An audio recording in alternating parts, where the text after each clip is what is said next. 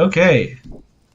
After aiding the small village of Tavos Ren, the Sunsteel Syndicate resumes their march eastward toward the war-torn province of Saozi.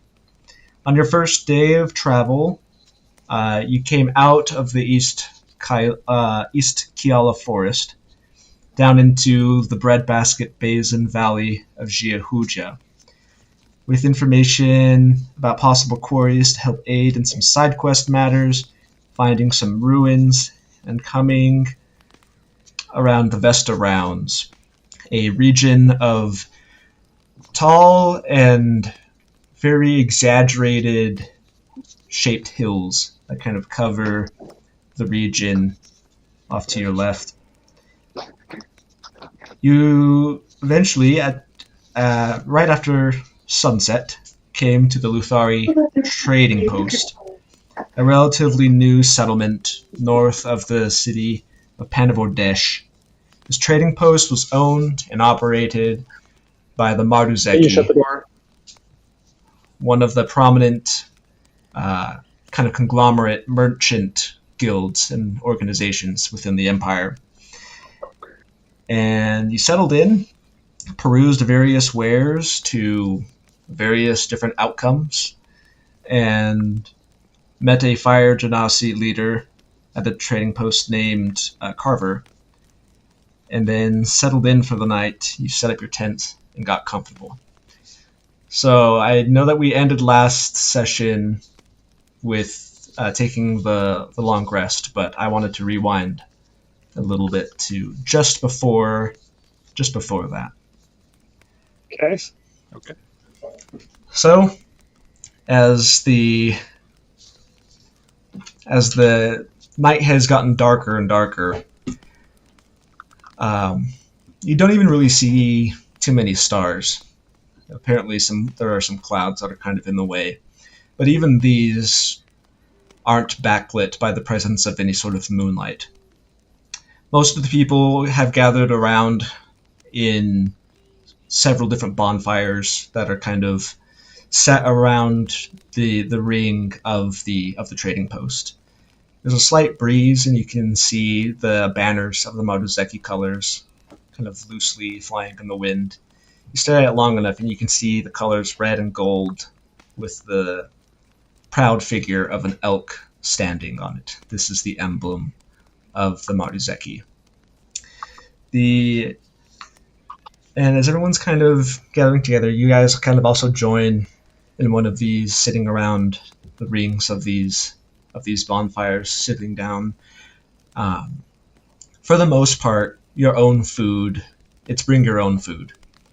But there are some people who have taken it upon themselves to share some meager food that they have prepared, and kind of have a quasi-communal little potluck kind of a thing going on. So you guys all sit down. Varys, you sit down, and just kind of enjoying the presence, everything, when suddenly you hear a voice kind of come up next to you, just like, and it says, "You have some company." And you look down up to your right, and you see this middle-aged halfling kind of approaching. And before he even gets a response from you, he plops himself down on one of the log benches and just kind of sits down next to you.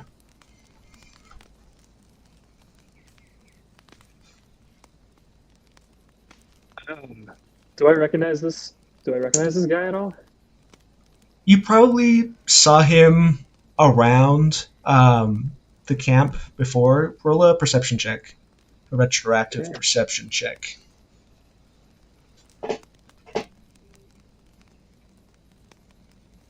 It's going to be a 16. Okay. You saw him. He wasn't that far away. He was actually behind a stall that was one or two places away from the stuck-up elvish apothecary that refused to haggle with you. Um, that's the one you kind of saw him over there, and this kind of stall that it looked like you saw like barrels and stuff. Looked like a brewery, or at least a trade stockpile of various lagers. Mhm. With your perception check, you also look down and you can see, while most of the other merchants in the area have kind of a set motif with their clothing, with the reds and golds and the emblem of the Maruzeki, the clothing on this halfling, it looks like they were nice clothing at one point, but they've since been weathered. They've seen a lot of use, either because it's all he has, or it's just one of those favorite outfits that it's probably been a year too long that should have been retired at this point. The colors are kind of faded and the hems are coming loose. But there are still subtle colorations to the red and gold Maruzeki there, but it's not nearly as prominent as any of the other merchants that you find around. The halfling's hair is black, and it's kind of pulled back into a little man bun at the end. And you can see some creases in his face. Very much everything about him is traveling merchant.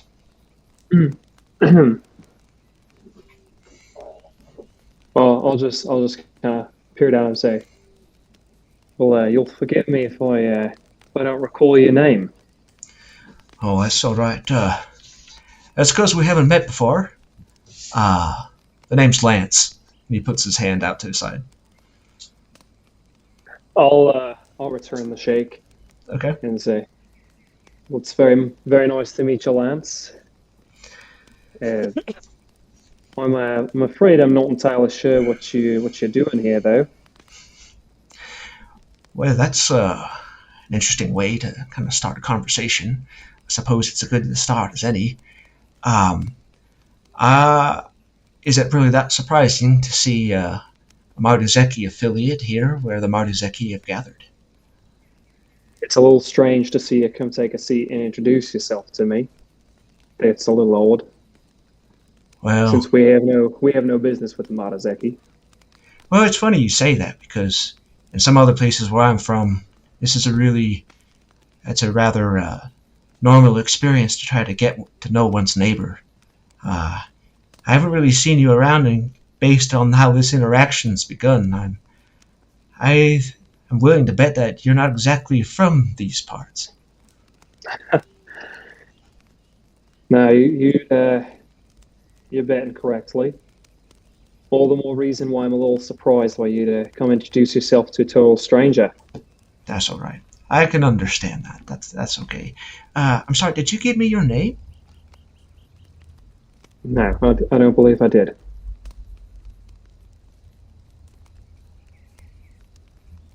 Oh man. Oh, did you? For someone Did with you so want? much charisma, he's so disagreeable. It's Varys, if you must Varys. know. All right. Well, it's a pleasure to make your acquaintance all the same, Varys. Listen, there is part of the reason that I wanted to say hello to you. If you'll kind of forgive me, couldn't help but overhear your interaction with the elvish woman over there.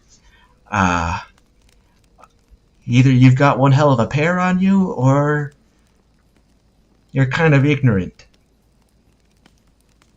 if I may say so. Well, you've already said it, so I suppose that there's no taking it back now. Well, I just wanted to figure out which one of those two was the correct one, because if this is your first time kind of interacting with some of these Maruzeki types, it's darn near impossible to get them to budge on their prices. Some Yeah, sort can't do of that. they've been toiting and highfalutin this theory, they call it economics or something.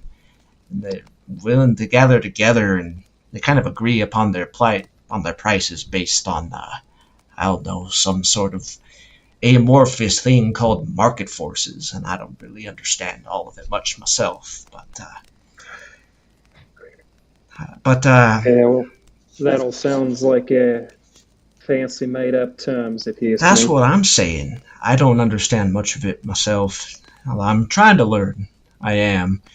Um, I'm not the Marzeki merchant myself. I'm an affiliate currently, trying to earn my way into membership. But it's difficult. They make it hard. I've been kind of following this path for the last 2 years or so, and they're still wanting to get me to prove my worth, so to speak. They're a little rough around the edges, aren't they? They like their Yeah, secrecy and their tight knit groups. Well, I can yeah, understand that. yeah. They're like that.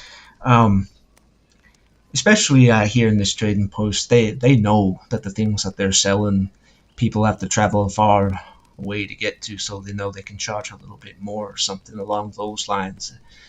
Uh, We'll see that sounds more like exploitation than anything. yeah, I suppose it does, doesn't it? Well, listen. Forgive me for being so forward. I understand you're kind of in the market looking for some potions. Is that right? That's correct. And by the sound of your tone there, it sounds like sounds like you're in the business of them too.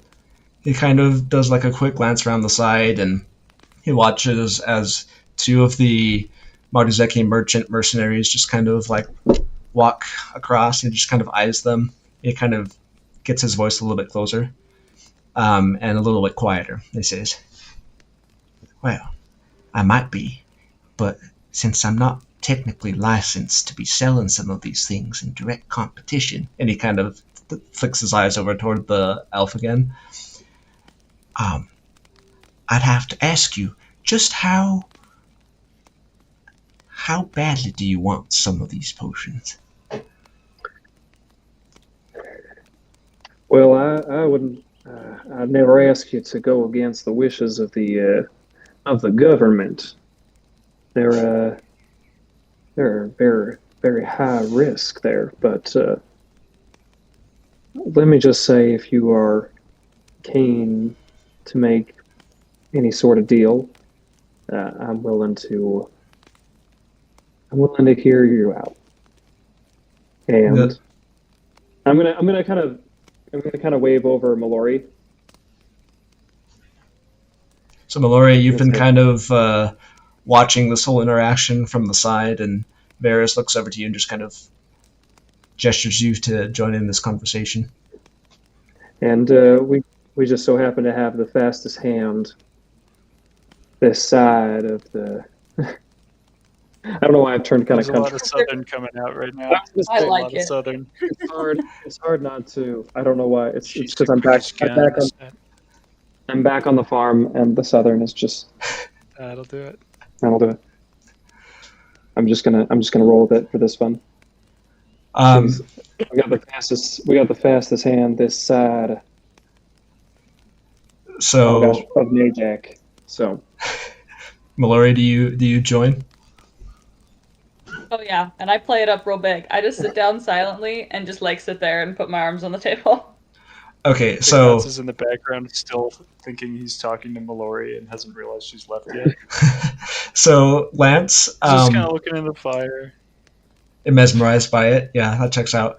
So Lance, when he sees you come over, there is kind of a scanning look, like he's sizing you up, kind of seeing what you're about, and based on your clothing and based on what Varys said, you see his eyes briefly kind of go big for a little bit, and he goes, "Oh, I'm begging your pardon. That wasn't exactly what I was going out about." But he says, "Pardon me, miss. The name's Lance. Pleasure to meet your acquaintance." And he also puts his hand out to you.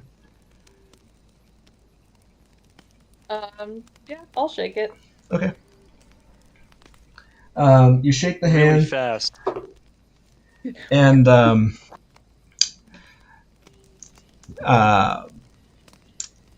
he takes back out, and he says, I'm assuming you're traveling together. What was your name, miss? Mel. Mel? Mel and Varys. Well, pleasure to meet you. And he's getting a little bit nervous now that there's a second person that's kind of listening in.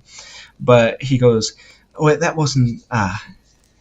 It's a little interesting how eager some of you are to go about that. And well, I wouldn't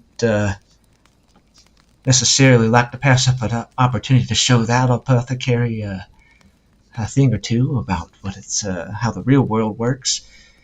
I had an alternative that I was about to propose, if you wouldn't mind. And right about this time, Laura, you kind of look up and you see a group of people kind of wander into the center of the area. They're dressed in fanciful colors and hats and things of all sizes.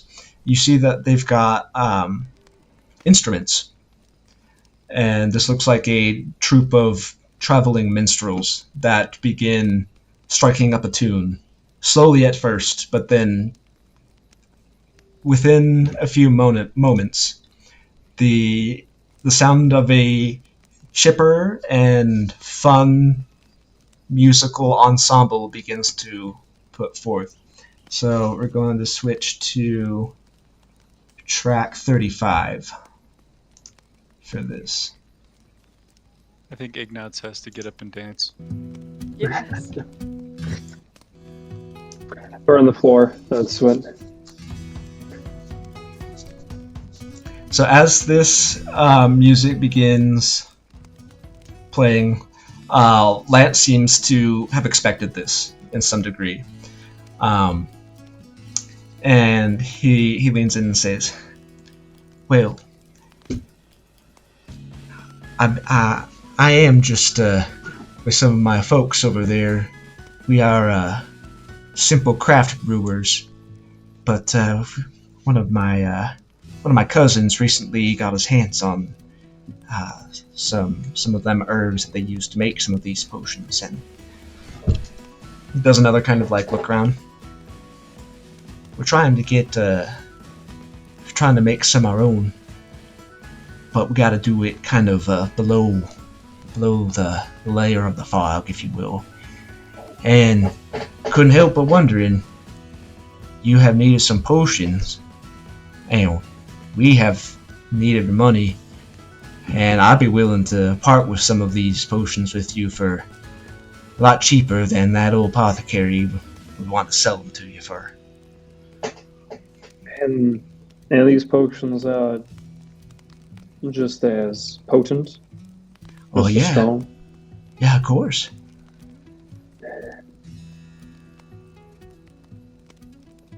All right. Well, I think that we can make a deal. We can make something that's amenable to both parties. All right. I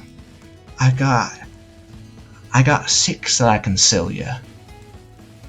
How many are you in the market for? What are you pricing each of them at?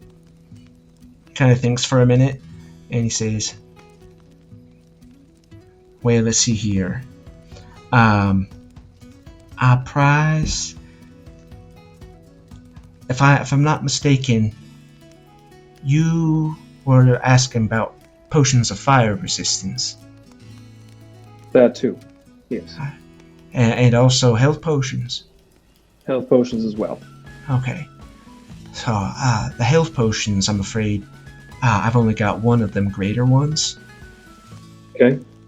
And you would charge? I part with one of those for 200 emblems. All right. And for the fire resistance? For the fire resistance, 250 each one. 250 each. And Oh, you you know recall what, that's that was that's a 50 much better emblems. That was 50 emblems cheaper for each one that the apothecary had sold. well, that's a much better deal than the apothecary. So that puts us at 1,200, if I'm not mistaken, for 4 fire and a greater. Yeah. For how many? 4 fire and a 4 greater. fire. Yeah, that seems right to me.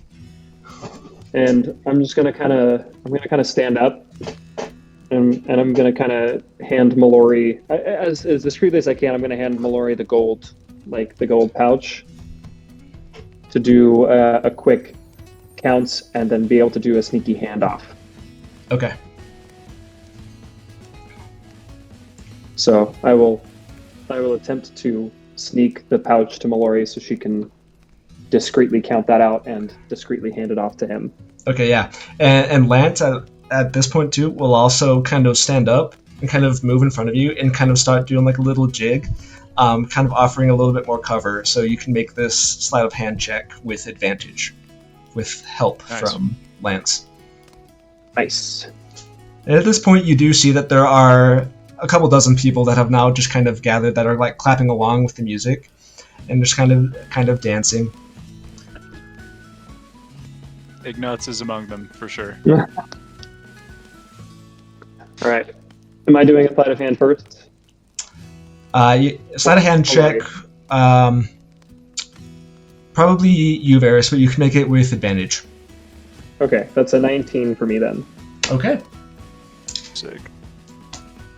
Easy as can be. The palm off has gone on without a hitch. And then Lance will kind of turn around and once ready to receive the money.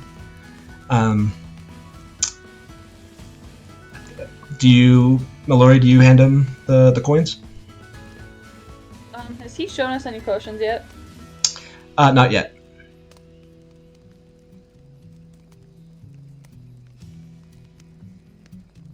Will we just trust this guy? Well, I'm handing it off to you to do the handoff. So I'll kind of whisper in your ear. I'll say, so you make sure you get those potions from him. All right, that's what you're here for. You make sure you get that to him and get the potions as discreetly as possible. Okay. Okay, I'll hand off. Okay. So he receives the money pouch, and as you do it, his hand is stretched out to you to shake it. You shake the hand as a sign of the transaction done, and when he puts his hand away, you feel that he's left a piece of paper or some sort in your palm. Okay. He says, "Well, that's a pleasure. I'll make sure that you get those. We'll meet in the give it 20 minutes or so. We'll have everything ready." And then he just kind of like meanders back into the crowd, kind of dances a little bit, and then just kind of filters off back toward the stand where he was before with the barrels. Can I look at the paper? Yeah. You open up the piece of paper, and it basically says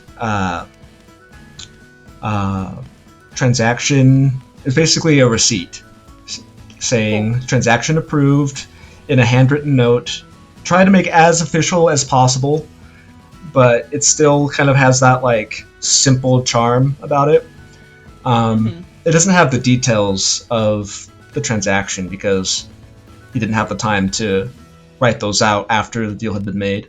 But basically it says, come back to the place, say the special word or code or phrase or whatever's on there, and then they'll set you up.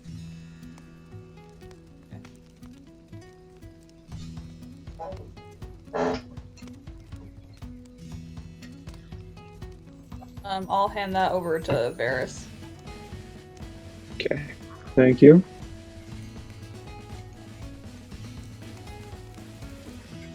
You kind of glance over and you can see Lance with a couple other halflings behind the place. It's not so much like a bar where drinks are actively being distributed, but it's more like we're a merchant trying to sell to other large venues kegs so that they can distribute. Although it does look like there are like samplers, like a small little thing that has been set to the side. But they start busying themselves, and as far as you can tell, it looks like they're just setting up normal samples and moving crates like they would normally.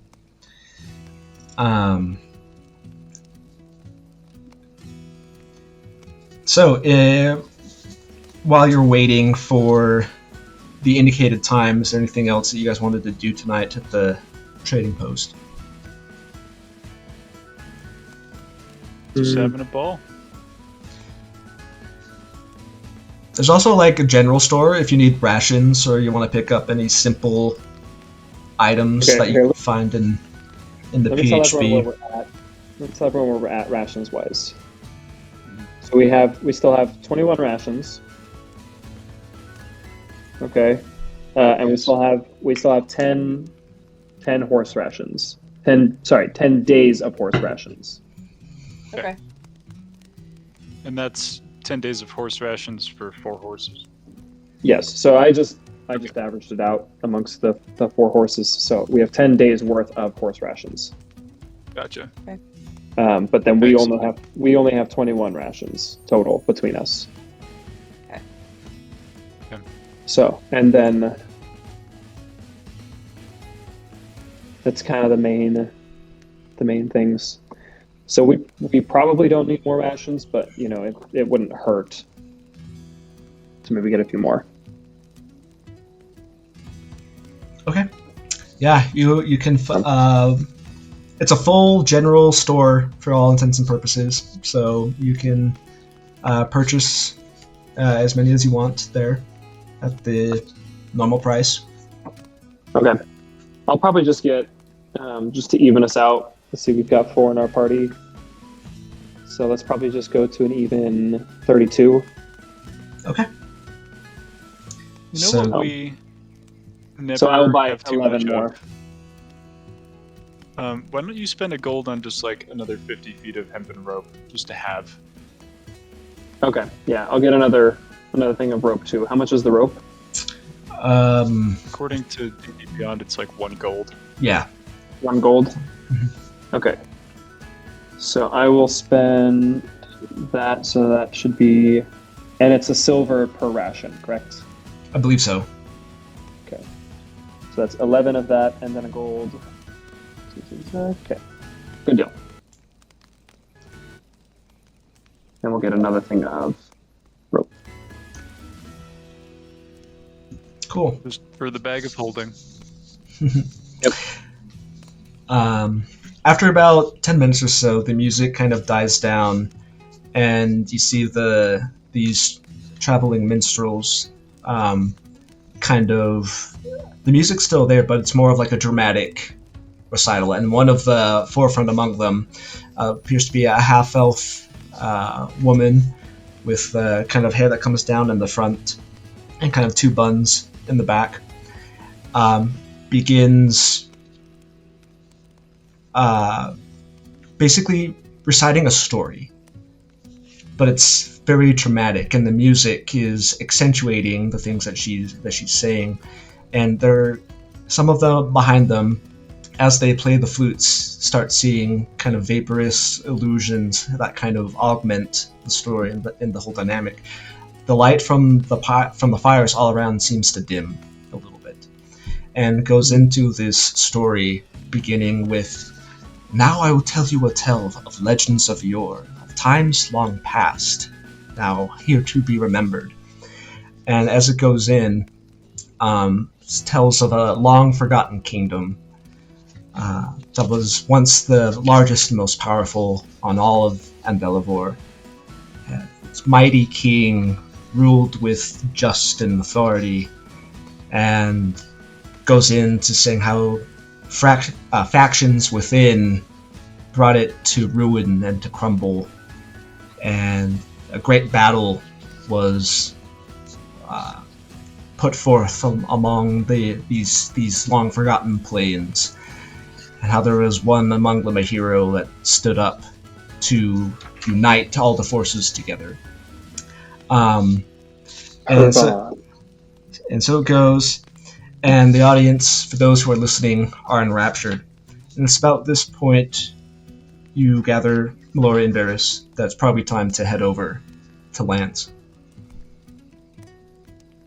Okay. We'll make our way over. I'm actually going to keep a bit of a distance just so I can kind of keep a lookout while she makes the trade-off. Okay.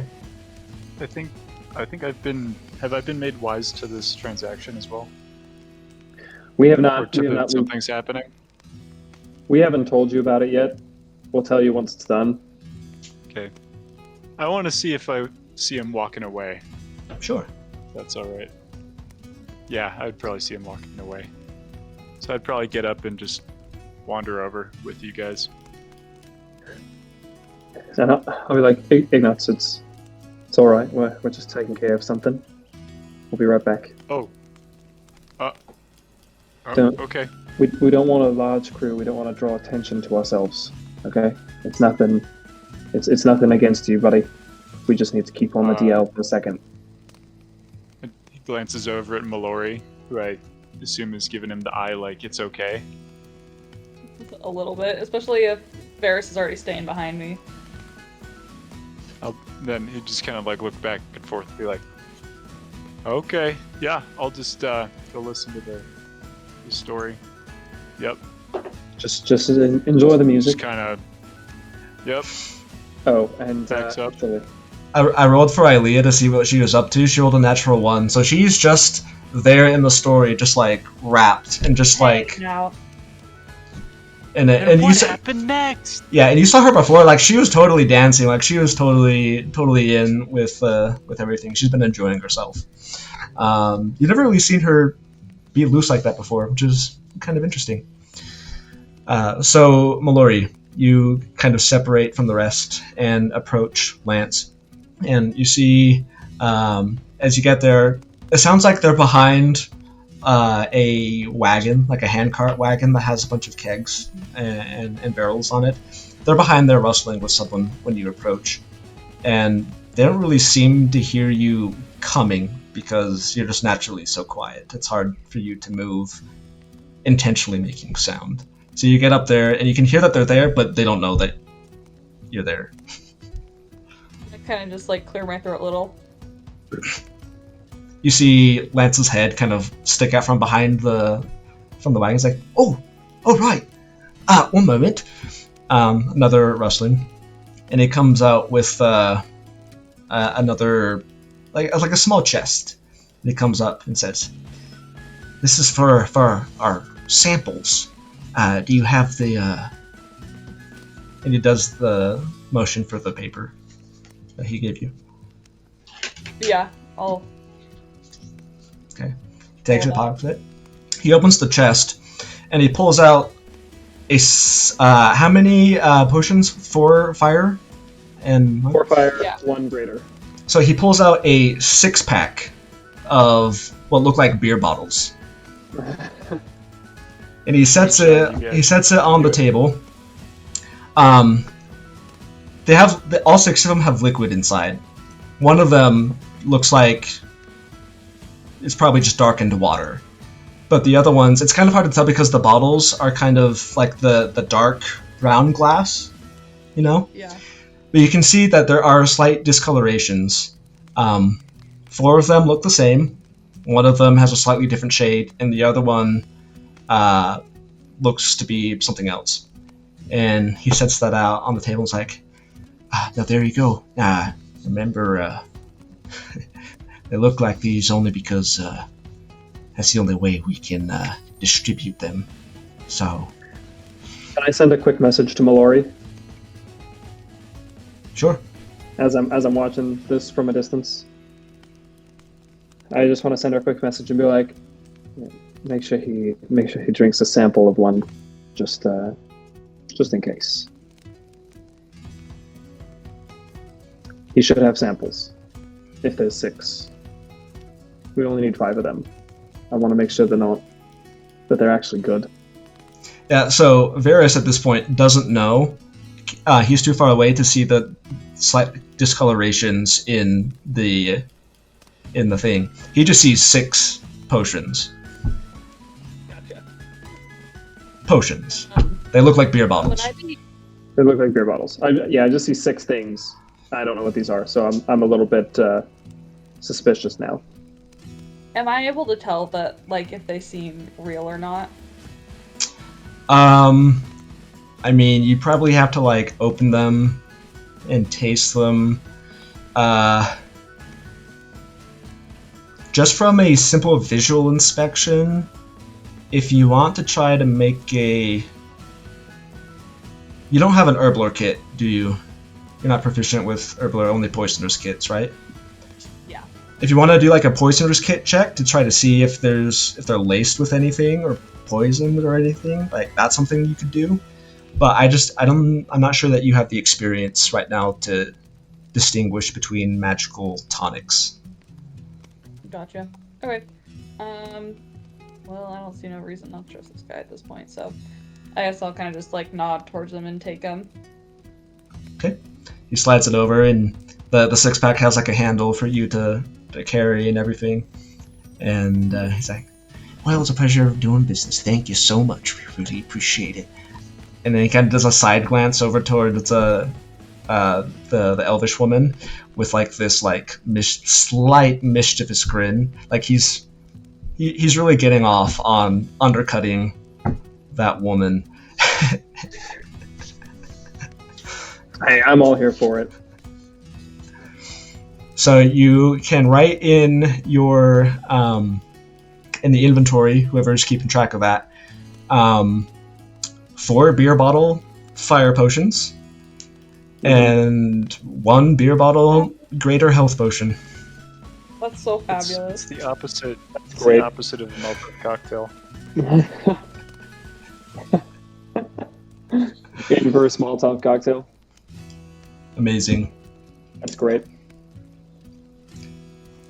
So you return back. The presentation goes on for a little bit, and the story of these traveling bards are telling ends up with this hero sacrificing himself and destroying the evil and saving the world, but at what cost? And the rest of the legends are lost to time and broken apart.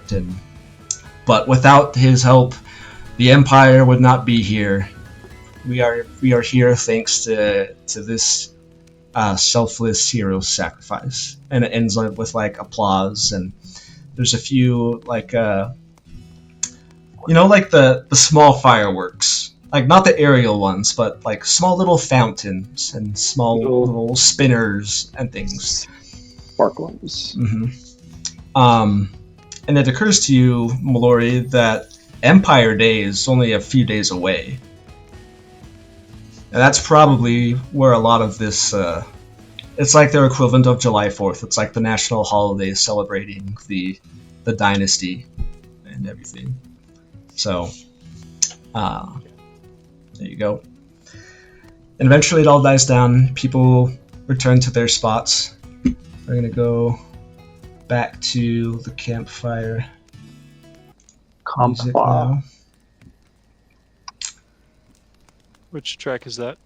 It is 34. Parker, I'm assuming you put the potions in your In the bag of holding. Yeah, perfect. yeah, I've I just got wanna them. make sure to add them. I wrote them down. Okay. So now we have 7 regular potions of healing. We've got 4 potions of fire resistance and 1 potion of greater healing. Nice. Awesome. So, You gotta remember to distribute these. okay, so actually I was going to ask about that. So for some of these, would it be possible for like my mage hand in like a combat situation to just carry one of the potions of healing to someone? If I were to... So if I already used that. the thing that you have to recall with the bag of holding is it's an action to take something out of it. Right.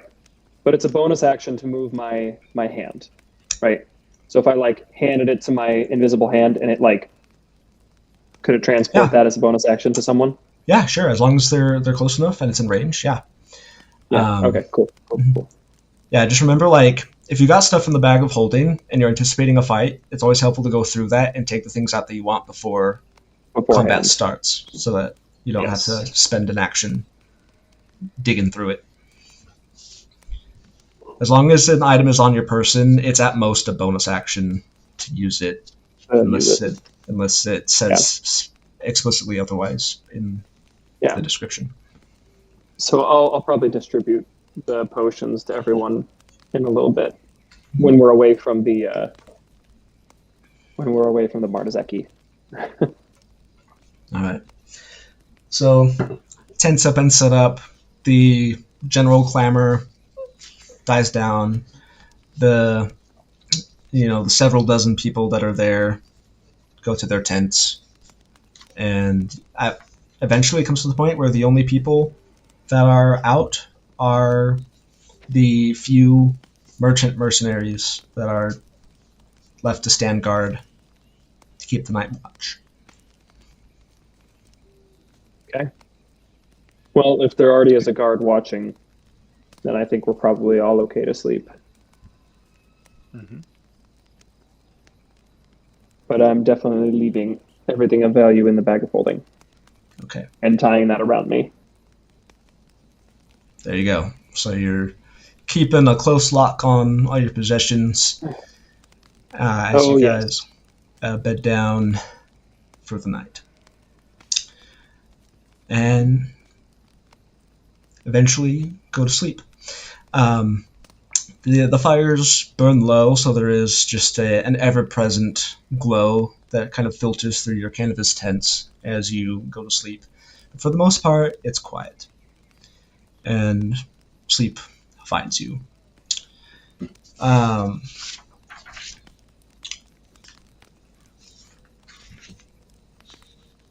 few hours later, you surmise, it's kind of hard to tell. Mallory, you hear voices from the outside of the tent that just kind of wake you, kind of stir you, and it's just like kind of that foggy, like, whenever you've been camping with a group of people, and there's those people that stay up late talking, and you can just kind of hear their voices kind of filtering through the canvas. It's not really distracting. In some ways, it's kind of comforting, but it was enough to wake you. And you hear some voices saying, kind of filtered through, like, well, I've never really seen one of these before. Come on, we should go tell them. And you hear, like, armored clink of footsteps kind of walk to the right outside of your tent. And a few minutes later, you hear them return. It's like, yeah, we just saw it a little bit out that far, that way. And then you hear another voice, and it sounds like Carver, and saying, well, all right, let's take a look. And the footsteps kind of recede back over. Can I try and follow them? Sure. You kind of stir and hearing this and kind of intrigued at what they might be seeing. I'm assuming you intend to stealth? Yes. Go ahead and roll a stealth check.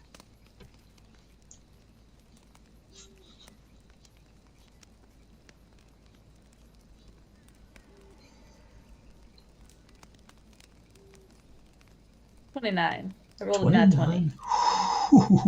Yeah. You I'm out of there. You slip out of your bedroll without even making a noise. You open the tent flap without making a noise. When you step outside, it's still pitch black. It's probably been it's hard to tell. You can't see the stars. But the only thing that kind of gives you a clue as how much time has passed is that the bonfires are just kind of like lightly glowing piles of red embers. They've kind of been burnt through. And you duck out and you look over to the side, and you can see Carver with two of the merchant mercenaries. Also known as, their formal name is the Zekurai, the merchant mercenaries. And you see them kind of walking up kind of toward the entrance gate, where there are a handful of other Zekurai that are kind of looking out over outside the wall. Worth mentioning, Ignatz has made a habit of just giving Mallory the headband every time the sun goes down. So you've got the aid of dark vision. It wears off in the morning, but shouldn't be an issue. I want to go see what they're looking at. Okay, so you kind of creep forward. It's very quiet. Everybody else is asleep. All of the trading posts have been shuttered and closed. And the only light that is present are the small little torches that a few of the Zekurai bear. And so it's easy for you to dart in the darkness. You get close enough, and you can see at the gate. And you see 4 Zekurai with Carver.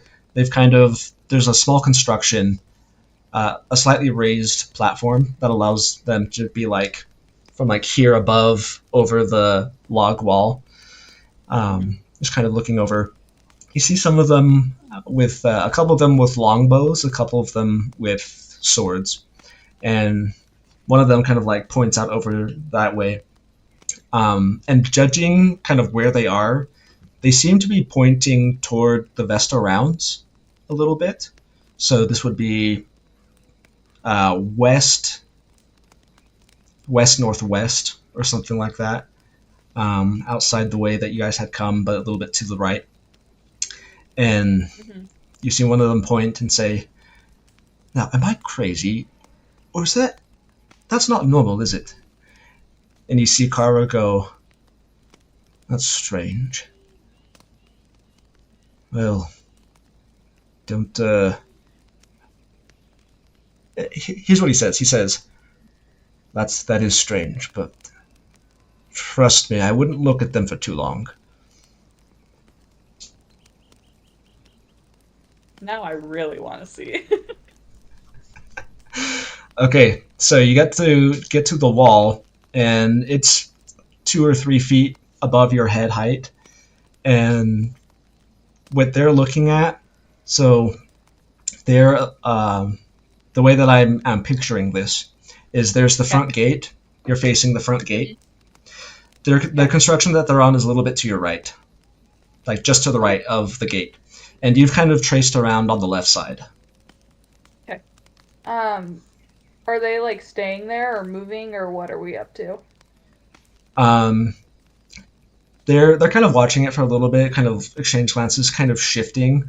There's definitely an anxious air to them, and one of them suddenly turns their head to the side and points, and Carver looks at them and says, "Well, send him a warning shot." And you watch as one of the Mardu Zeki merchant warriors takes an arrow, knocks it into, and pulls it, and suddenly you see the tip of the arrowhead just light and fire, and it kind of arcs it, and you watch this streak of pinpoint light streak over off into the distance.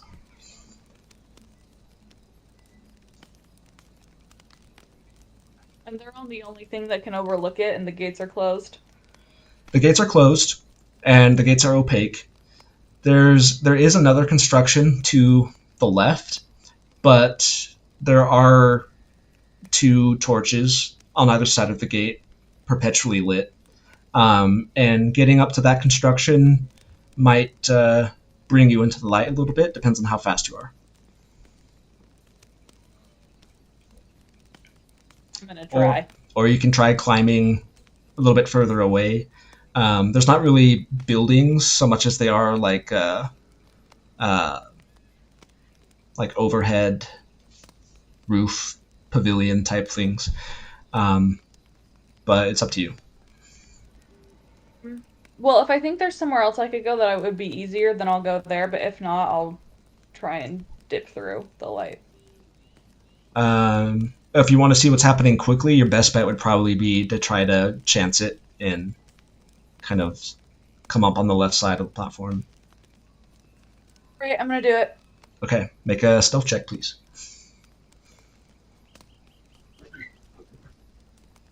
27. Okay. Incredible. There's silent footsteps. You hurry up and you climb up over the side, and you kind of peer over, and you can see a slightly burning point in the distance, a couple 100 feet away. You hear kind of sounds of approval coming from the merchant warriors off to the side. So whatever was there, they seems to have been chased off.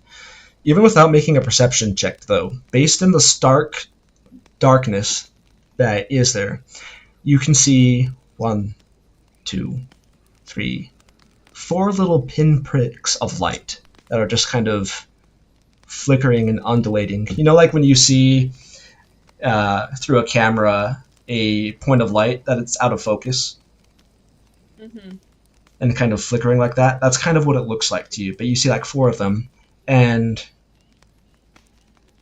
they kind of go ahead and make a perception check.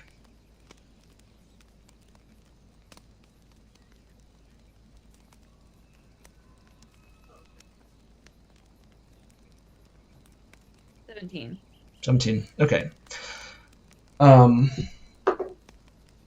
With a 17, you can see that there is a slight pattern to the flickering of these lights. The one that's kind of directly ahead of you, as far as the road goes, kind of undulates, and then a second one next to it follows it. And the path of this undulation kind of winds up over one of the hills in the Vesta Rounds.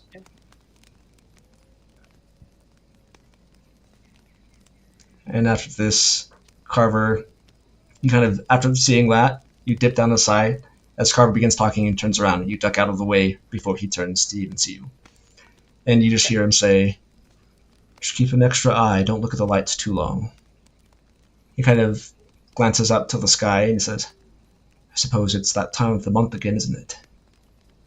And it just kind of pats another hand on the merchant warriors, which kind of gives them a nod, and then clanks back toward his tent.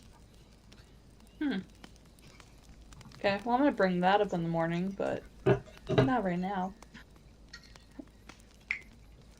So, I guess I'll head back to the tent, my tent as well. Okay. Nuts is snoring loudly. That makes sense. Sounds a little bit like a bear. It's very normal for me. I don't even second guess it. I'm like, okay, back to sleep. Incredible. Okay. So the next morning comes, and we're going to do... I couldn't really find music that I want that would capture the trading post, so we're going to do... It's not what I want.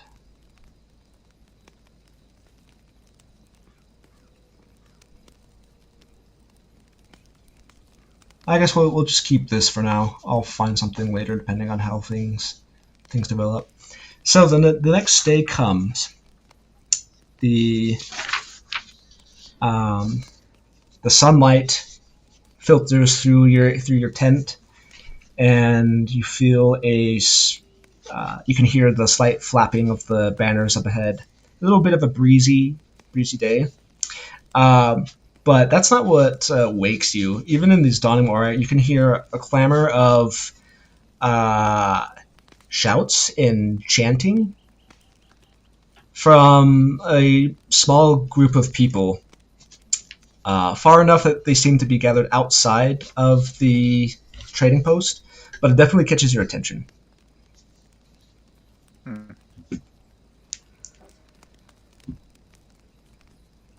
I think Ignatz is already outside the tent, He went to bed pretty early, and has set up by really close to one of the fires and is currently working on fiddling with something. There are some cook fires that have been the bonfires have been replaced with morning cook fires. They're a bit smaller. The smell of burning pine kind of fills the space. Mallory and Varys, when you guys come outside, you see Ignat's already awake, fiddling with something, and you hear the chanting and the shouting of maybe a couple dozen people from outside the front entrance shouting something. Well, this has certainly been enough excitement for me. Anybody understand what that chanting, what the chanting and the shouting is? You spend a moment to listen to it, and it's kind of hard to distinguish. They seem to be competing chants. Make a perception check. They seem to be trying to overpower one another.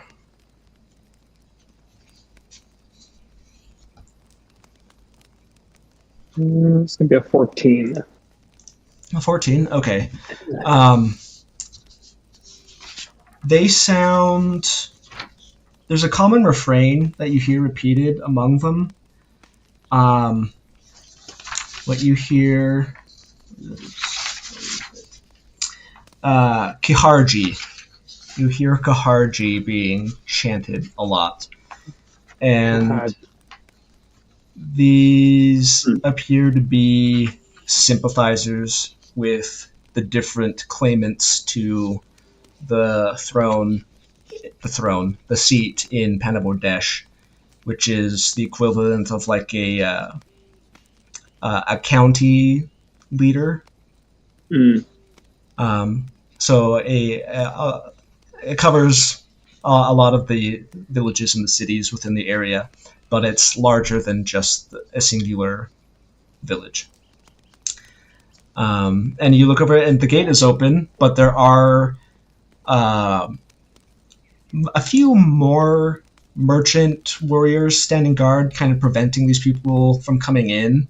It seems that they're allowed to protest on the outskirts, but they won't suffer them coming within and doing it. And you see one of them approach. This figure is a young, well, probably a little bit older than the city lady in Tabosren, probably in her 30s. Her hair, the overall presentation looks very similar to some of the other city ladies that you've seen. And she approaches one of them and is speaking animatedly with one of the merchant warriors who has his hand out in front. And there seems to be some sort of exchange happening there. Okay. Well, I can tell you what I want to do first and foremost. I'm going to kind of look to everyone and say, this chanting is so discombobulating. I have to get this set straight. So just give me 1 second, okay? And I want to walk out. I want to actually head out towards the crowd that is chanting. Okay. Okay. Mm-hmm. And I want to kind of like wave and see if I can get like the attention of kind of the people in the front and say, hey, just 1 second, a second of your time, please. Just 1 minute. So you walk out with both hands waving. You walk past the woman who's speaking with the Marduzeki, and she's like, "But I must speak with Carver. Please, you must allow me enter. Allow me to present everything." And the other Marduzeki is just like, he's not having it. He's just like, "Look, we're our own sovereign territory here. This is Marduzeki. We're here within your lands. There are things that are built, but please." Stay back. If Carver wants to speak with you, he'll speak with you. And it's just like kind of that back and forth going along at the same time. Both of them are chanting basically slogans. And I mean, you're not familiar with any of the local politics, so it's all just kind of like one big sound to you. You out there, you wave your hands. Make a. You're trying to speak louder Yeah, to make yourself overheard the crowd. at least the people in the front. Okay. Let's make this a performance check. Okay. Well, that's a nat 20. So. Oh, okay. So you walk out with your robes, waving your hands, making a good show of it, and eventually some of the people at the front kind of like look intrigued. They kind of look at each other. They're like, "He's not wearing Maruzeki colors. Who is this guy?" And they kind of eventually the conversations kind of die down until there's like all the people in the back of the groups who are too far away to kind of see what's happening are still chanting until there's just that one guy by himself chanting, and he goes, and it dies off awkwardly. He kind of looks around like, what's going on? You have their attention. Okay.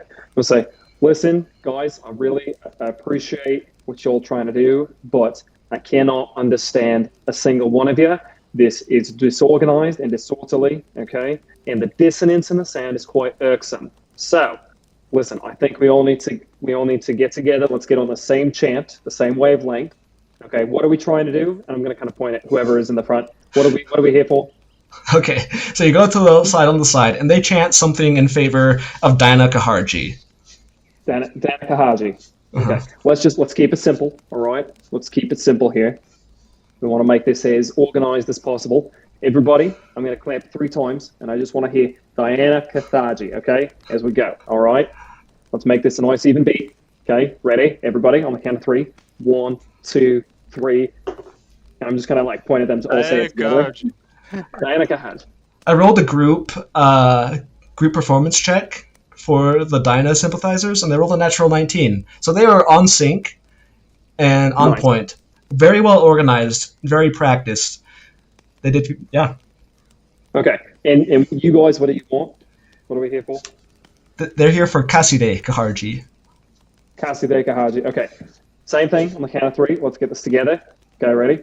1, 2, 3. Let's go. Yesterday, Kaharji. Natural 17. I'm helping. All right. So this one was good. There were a few people that kind of were still kind of confused about the thing, but for the most part, it was a good performance. Okay, great. Now I understand the basics of what we're here for, okay? But this sort of shouting, this sort of dissonance isn't getting anybody anywhere, all right? I had no idea what you guys were trying to say beforehand, and now I've got a clear picture. So from here on out, all right, let's try to keep this together. Let's keep a nice even rhythm. I'm going to point at one of the people in the front. I'm going to say, can you keep a beat?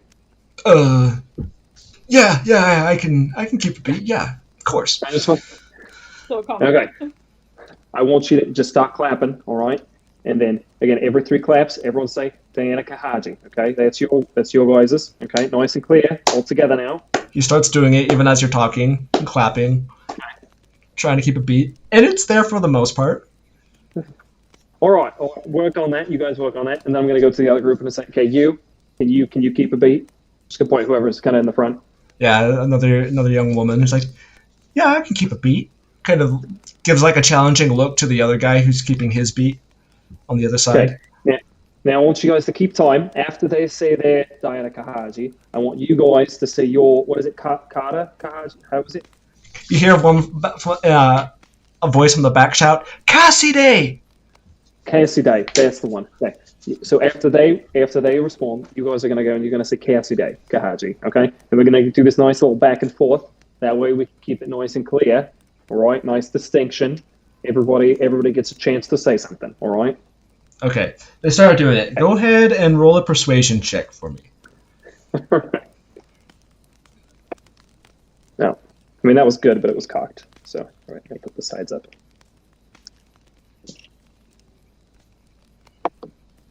Okay. This is Persuasion. amazing. It's everything I That's going to wanted. be a 21. Okay. They're following the theme for now. They're respecting it. They're taking turns chanting. You don't know how long that will last. But at least for the time being, for this time that you still have here in the trading post, the cacophony has been organized into predictable and rhythmic and expected sounds. All right, very, very good, guys. Well done. Okay, now continue your discourse as you please. Right, I'll be off. That was it. That's all. I just As you walk past needed the nearest guard, he holds a hand out and just gives you one emblem. the One of the guards. Like he's not even looking at you. He just stops you and holds out a coin. that's It's like, that's thank hysterical. you. That's amazing. It's some Monty Python stuff right there. For real. All So- right, good job, guys. Okay, now I'll turn my attention back to the lady who's talking to the guard. Okay, that's right. She was there. She's looking around, and as she walks past, she's like, "Hey, you! May I speak with you a moment?" Yes, yeah. What's the matter? Please, you must tell Carver. You understand? You know who Carver is. Please tell him that Yes, I know who he must is. speak with him, please. And what's your name? Who are you? Layla. Layla Okari. Oh, okay. Is he expecting you? Are you a friend? You could say that. All right. Well, is it going to help with all that noise out there? Yes. If he hears me out, it should work. Please. All right. Well, yeah. Anything to put a stop to that, because it's quite frankly getting a little annoying. But all right. Yeah. I'll go see if I can find him. Okay. Do you have an intention on finding him? Oh yeah. If it can get like that crowd to shut up. Okay. Yeah. Perfect. Absolutely. So after that interaction, she seems pleased with that, and finally kind of disengages a little bit with the other merchant mercenary. You get another emblem from him. These guys are just That's like, awesome. thanks for keeping things quiet. Yeah. Okay, I'm gonna return to the group to kind of Okay. be like, hey, has anybody seen Kava? Anybody? I think Ignatz has had his head down the whole time. Well, you've also been up earlier than the rest of them. You've seen Carver around. Oh, sure. Okay. Okay. And Oh, Saw yeah, last- yeah. I've seen him. from what you saw with him, he seemed to fully know what was happening outside and who was out there, and has intentionally been ignoring them. You just see him currently. He's kind of back. You watched him recently speak with some other Maruzeki official and enter into his tent, and he's been there for the last half hour. But you do know where he is. Yeah, You can Ignatz knows where he take us is. there. Yeah, yeah. I think he's right over there. Can we Well, see lead the him way. from the fire? No, from the way the tent is angled with your current position where you're at, you can only see like a foot of the inside wall. Okay. So I kind of like look down at what I was working on and then back up at you and around the corner. I say, give me just like, I'm almost done. And then I proceed to take like 2 or 3 really long minutes to finish what I was doing. And then I stand up and quench something that I've been working on in the fire in the nearby bucket, and I hold it up, and it's the silver bracelet that I acquired from the corpse of one of those like shadow creatures in what was it, Akata Sindola? Yeah. And I have stretched it and resized it so that, but tried to keep some of the design that was on it because it was decorative. and I kind of just like hold it out and I just slap it onto one of my like gauntlets, and it just like snaps on. And then I can like pull it back off. And it's like this, so it's got kind of a flex to it, and I can just put it on and pull it back off. And I reach over to Mallory and I just like put it over her arm, and it like slides over the forearm. So it's like hot. a bracelet. It's still hot. I quenched it, right? It's still warm, yeah.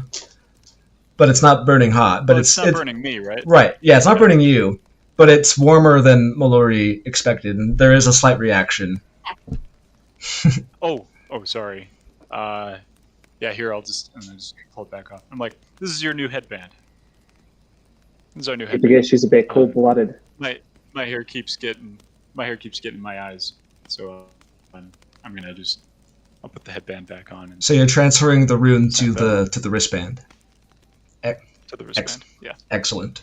It's also going to be easier to throw because it's like vaguely boomerang shaped. Yeah, it's kind of hard to throw a headband. We've upgraded a little bit. Excellent improvements. Yep. So all right, snap it on. There's kind of a flash as the cloud symbol appears on the side and then fades. And then I stand up and start leading the way over to Carver. Okay. You guys go over, and you can hear kind of hushed voices coming in from inside. You kind of appear around into the flap, just kind of making your presence known. And he's kind of standing at his desk again with both hands on it, kind of leaning forward again, kind of looking at something, discussing with another aide of some kind. It's also in similar reds and golds. He sees you, makes eye contact, and just kind of like gives like a slight nod, just like 1 moment. And you wait for another 3 or 4 minutes or so before he kind of stands up. The other aide kind of gives a slight head bow and kind of walks past you, and he gestures you to come in. Mm-hmm. I think we enter. Ignatz like stops himself halfway through a salute, and then just kind of steps to the side to present Varys, who wanted to say something. Hey, Carver, your friend Layla is looking for you. Layla Okari.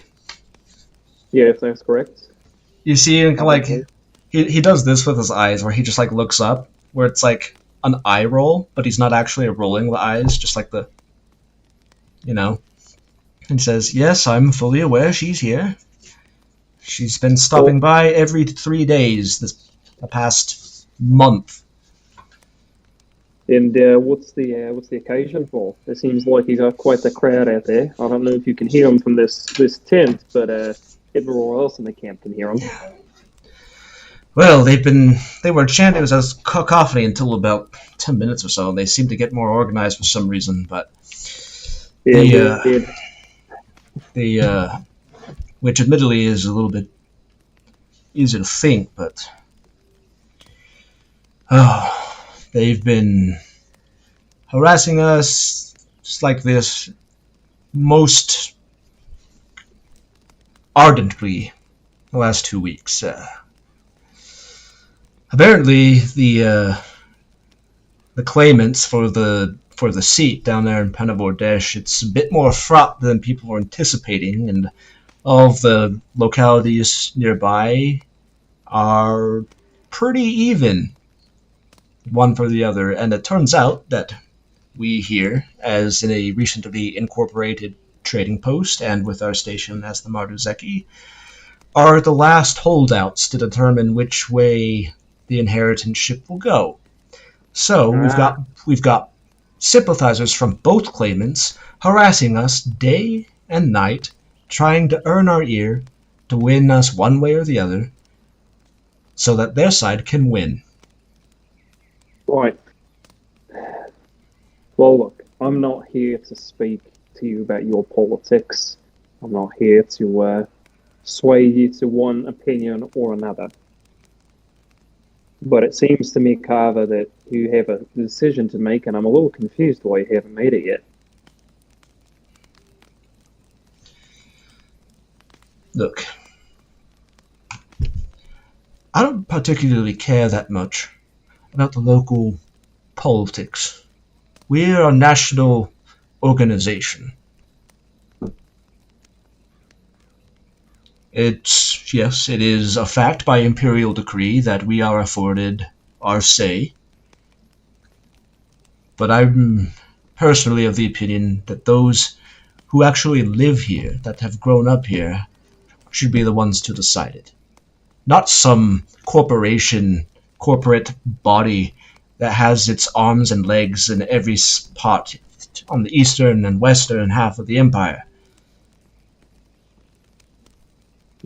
How am I supposed to be the one to make a choice for all these people? Well, for starters, have you listened to their claims at all? No.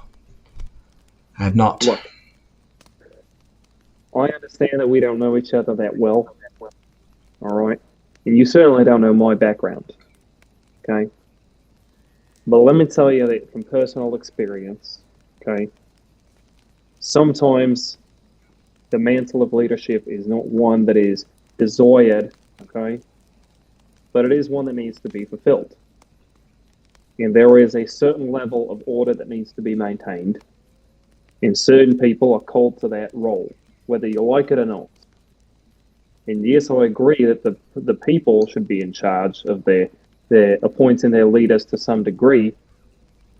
But when it comes down to it, if they're split, if they can't make that decision, then someone has to come through, listen to both sides, and make the rational, reasonable choice and put an end to the quarrels. You can't let this go on for much longer. You're only doing more harm than good to these people. He's still kind of leaning over the desk with both arms kind of supporting him. And he kind of looks up at you and he says, he kind of gives you an up and down. Make a persuasion check. Oh boy. Woohoo! That's a 22. 22. Okay. He kind of looks at you. Nice. The head's still down, but the eyes looking up at you, and he says, "A diplomatic, if bold thing to say." He kind of folds his arms and says, "Perhaps you have reason. Perhaps I have been putting this off because I don't feel myself. I'm not a politician. I'm a merchant. A merchant mercenary at that. But perhaps we can't come to a compromise." He puts his other hand on the table. Can't be that different from making a business deal, right? No. And it sounds like these people already have plenty of thoughts, plenty of reason behind their ideas. So they've got more than enough information to provide for you, even if you don't know the candidates themselves. Very well.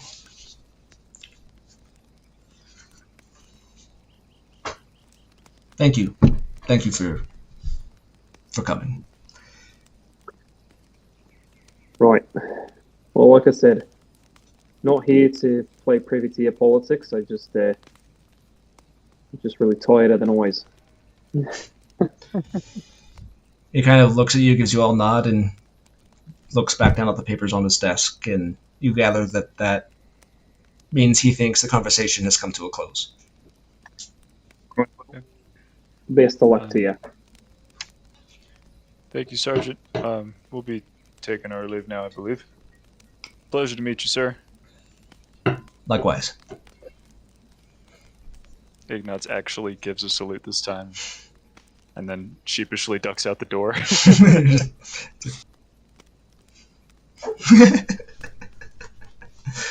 Incredible. Mhm. Okay.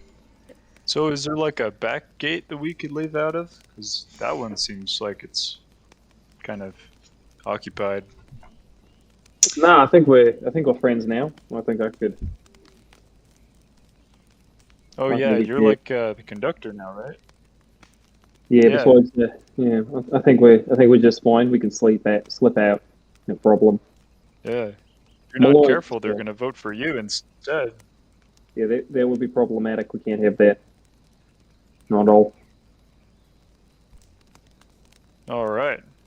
Ignatz rolls back over to camp and packs his stuff up pretty quick. We Roughs on do his need to be- backpack. We do need to be on the move quickly. I'll go over and I'll start getting the horses ready too. Okay. Ilea, who needs to prepare her spells, comes up to you and says, "So, what's the plan? Are we gonna try to hunt a manticore while we're here, or are we going to keep moving along the road?"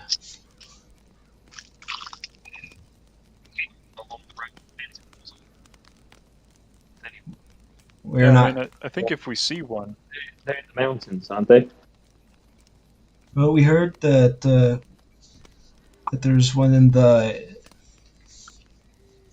There are in the mountains, but we heard Right from. over here, right? We also heard from what's his name, the rector, back in Tavis Ren, that Oh, right. we could find one over here since they're nearby in the Vesta Rounds. And at this point of conversation, Mallory, you are remembered of the things that you saw the night before. I will pass all that information on to people as well. That's do very manticores strange. light up? Do they glow in the dark? Is that a thing? Not to my knowledge, but orcs can carry torches. Could be more of them, or goblins. Yeah. Yeah, I guess we've seen that. Didn't really look like They would torchlight notice to that you, here. Mallory. Say that again, Connor. Didn't really look like torchlight. The Yeah, way the light pulsed and undulated, there's something weird about it, definitely. the way Like- that it moved, not very torch-like. So I feel like it definitely wasn't that. It Like, wasn't close enough to exactly what it was, but it wasn't that. it couldn't be our Fey friends, could it? Like that other. That was almost it was a few weeks ago, though. Does it sound like anything I've heard about in my storybooks or my martial training? Make a history check. Mallory, based on the circumstances, you can also make a nature check. Woohoo! You said history, yeah. Mhm. I got a 12. What you recall is that there were there's high points and low points as far as criminal activity within the cities that roughly correlated with full moons and new moons and kind of things like that. This is kind of like a long accepted credo kind of amongst city guards. Whether that's actually true or not, the fact that so many guards perceive it to be true definitely makes it feel like it is the true. Like, oh, it's a full moon, we're gonna have a long night tonight, or oh, there's a new moon, we're gonna have a long night tonight. You know, that kind of thing. I see. So is it like more crime happens when either it's full or it's new? Yeah, that kind of thing. Okay, So it's like the times in between where it's the lulls. gotcha. Mallory, on a 15, based on the conversation, at Varys bringing up the Fey friends and the that being a couple weeks ago, you recall that the night before there was no moon. Yes, there were clouds, but you couldn't even see the stars, and you couldn't even see the clouds being backlit by moonlight or anything. So it lines Well, there up was that it's probably a new moon right about now. Okay. Most likely it is a new moon currently, just because last night there was not one. And so it would be about that time. Yeah, and I mean, weird stuff happens at night around the new moon. It's true. So I've Could heard. be. It could be just some fake critters, something slipping through. If the guard didn't sound an alarm, then it's probably not the most dangerous, right? Do you think it could be an issue during the day? If we just make a day trip out into the rounds and do the rounds? It's hard to say since we don't know exactly what it is, right? Hmm. I would hope it wouldn't be a risk during the day, but well, we don't exactly know now, do we? Elias says, Well, if it's a moon thing. I mean, either way, even if we do go that way, there will be plenty of things to be wary about during the day. Apparently, there's lots of things that live out there. Right. We should keep our heads about us regardless. She kind of thinks and like, well, do we? Can I see the map, Ignatz? Yeah, sure. Ignatz like rummages in the backpack, pulls out the map, lays Kind it of out, lays it just out. holds it open, really. Yeah. And Aliyah kind of looks at it and says, well, how about this? Here's an idea. We can go through the rounds, but we can kind of keep tracking more north. Maybe spend a couple days there, see if we find a manticore or not. And then we can just cut to the east and head for Fendai Sholat that way. We won't be on the road, but we'll probably save a lot of time.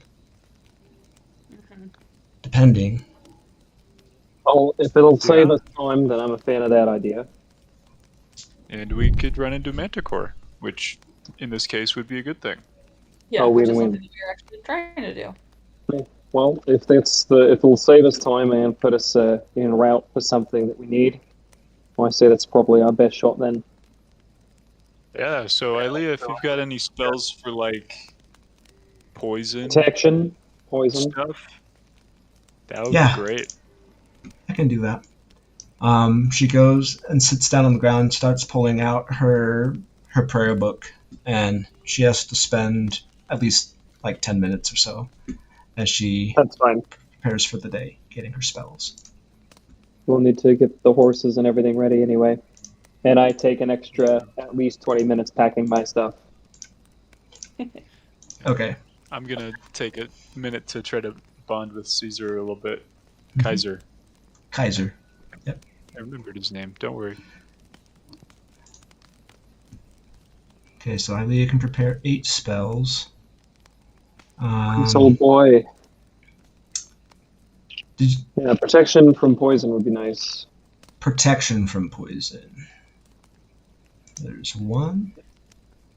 And then some healing spells. And then Get something like cure wounds and healing word. and then something like sacred weapon, or what's the floating weapon? Holy Spiritual weapon. Yeah, spiritual weapon. Spiritual weapon. That's the one. Oh, Something yeah. like that we can attack from a distance. Spiritual good. weapon. She's a fan of either Flaming Sphere or Scorching Ray. Which one do you want from that? Can she do guiding bolt? She can Let's do have her Guiding do Bolt. Scorching Ray. Yeah, let's do guiding bolt. That's a better Guiding that's Bolt better all around. And Guiding Bolt. She's got 3rd level spells now. Ooh, Spirit Guardians. Spirit Guardians. Yeah. Revivify? Revivify. Oh yeah, we definitely want that. Since we have a diamond for it and everything. Yeah. Okay, so that puts her at her 8 spells prepared. Excellent. Okay. Good deal. Alita is good to go. So by the time the horses have been ready, Kaiser seems to be anxious to be on the road. And the other horses, for the most part, as well, except for Lista, who's just indifferent the whole time. She's like, I could spend the rest of my life here, or we could keep going. I don't care. It's all the same to her. By the time that you've gotten ready, it's been like a 20, 30 minutes or so since Varys organized the chaos of the chanting, and it's falling apart again. It's starting to descend back into the chaos of personal barbed insults and you, Varys, are happy to get out of there.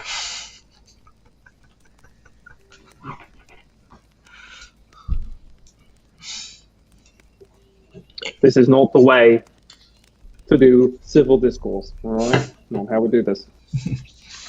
So you mount up and tack northward off the road into the Vesta Rounds.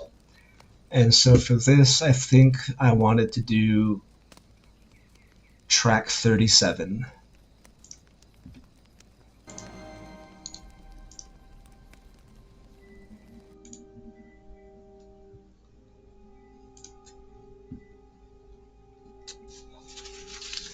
Okay, so as you guys, it's kind of up to you the way you want to travel. It'll take you the same way, the same amount of time either way. If you want to try to keep to the depressions, the valleys between the rounds, or if you want to climb up to the top of some of them. From what you can see right here, the hills are a pretty good size. It would take probably, I don't know, probably take 10 minutes to get to the top of one. Oh, okay. That's not as much as I thought it would be. Well, we're going to want the vantage point just to be scoping out any manticores, so we'll probably want to go up. Okay. Yeah. So you get on the horses and you take them off the road. Kaiser seems to be the one who seems to enjoy this, his head bobbing along. Prince is a little uncertain about wandering off the road, but you urge him carefully on, and you climb up to the top of the nearest round. And when you get to the top, you can see that the round that you're on is very small compared to the rest of the rounds that are deeper in. Rounds that you can't see over. It's pretty clear as far as trees go. Most of the trees kind of hang to the depressions between each of the rounds. But there are the smattering of bushes and small trees and flowers that kind of cling to the sides of the rounds themselves. And once you get to the top, if you want to make a perception check, whoever would like to, you may. I am gonna run and grab food real quick, so I'll be right back. Okay.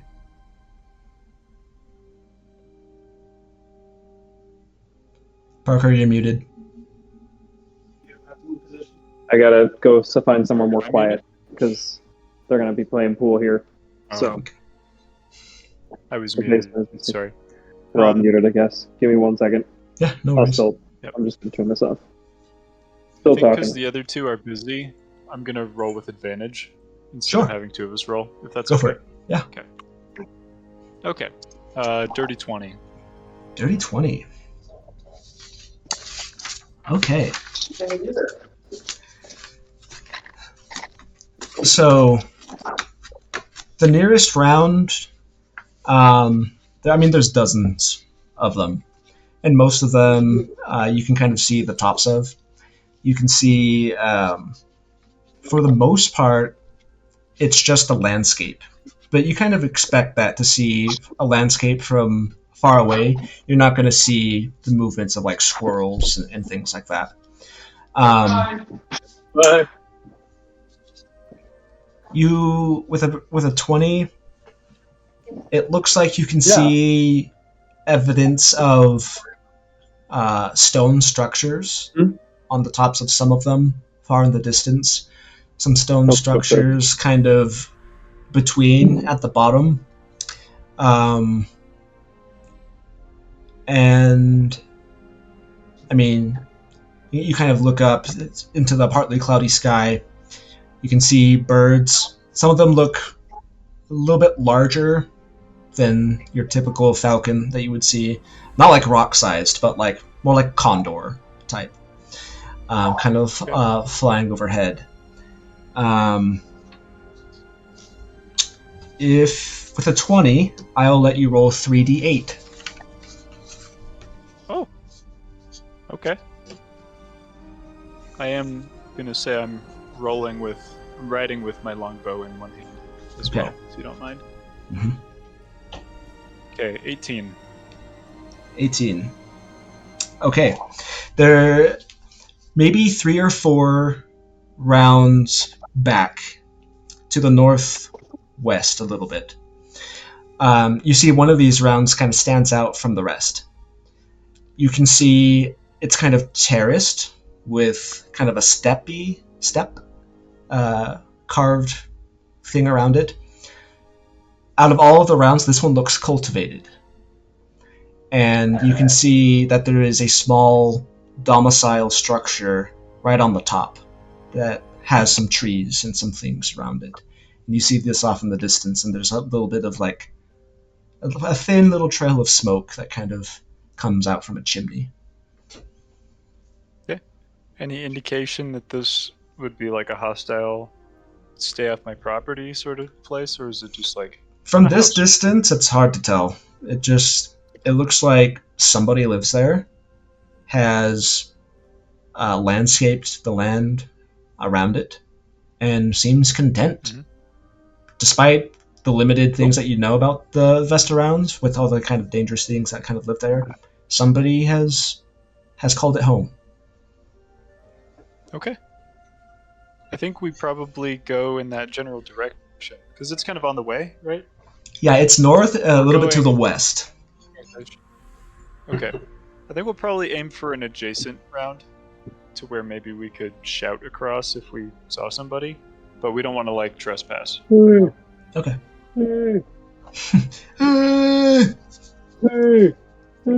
Yep, Okay. very much. And also, this will kind of set your travel pace as well. Are you just passing through and hoping to find a manticore, or are you going to dedicate some time to try to track and find the places where manticore would more likely be? We'll dedicate some time to track. Okay. Yeah, and I think also like if we see anybody at this abode, Ignatz is just gonna yell out to him like, "Hey, do you know where we could find a manticore?" Okay. So, Fair enough. That's Ignatz's version of tracking. Okay. So for the purposes of this, the way I want to do this is a skill challenge. Okay. Okay. We're going to say, based on the circumstances, 4 successful skill checks in order to pinpoint the location of a manticore. Okay. But for every failure, I get to roll on my random encounters table to see what happens. All right. All right. Good deal. So you guys are off the road, for all intents and purposes, outside of civilized area. Going cross-country across the Vesta Rounds while looking and hunting a manticore. Okay, so It's Green Hills. It gives like level 1 through 5 area, you know? the whatever you want to do to try and find where a manticore might be. You can use any skill that you've used. You can repeat skills, but the DC will be higher the second time. And I will set the DC based on what it is that you're trying to do. Okay. Well, Is this a multi-day sort of thing? Or is this a single day? We'll find out. It'll depend Okay. on some things. Okay. I think there are a few things we could do to try and. Also, I'm going to put this caveat in mind as well.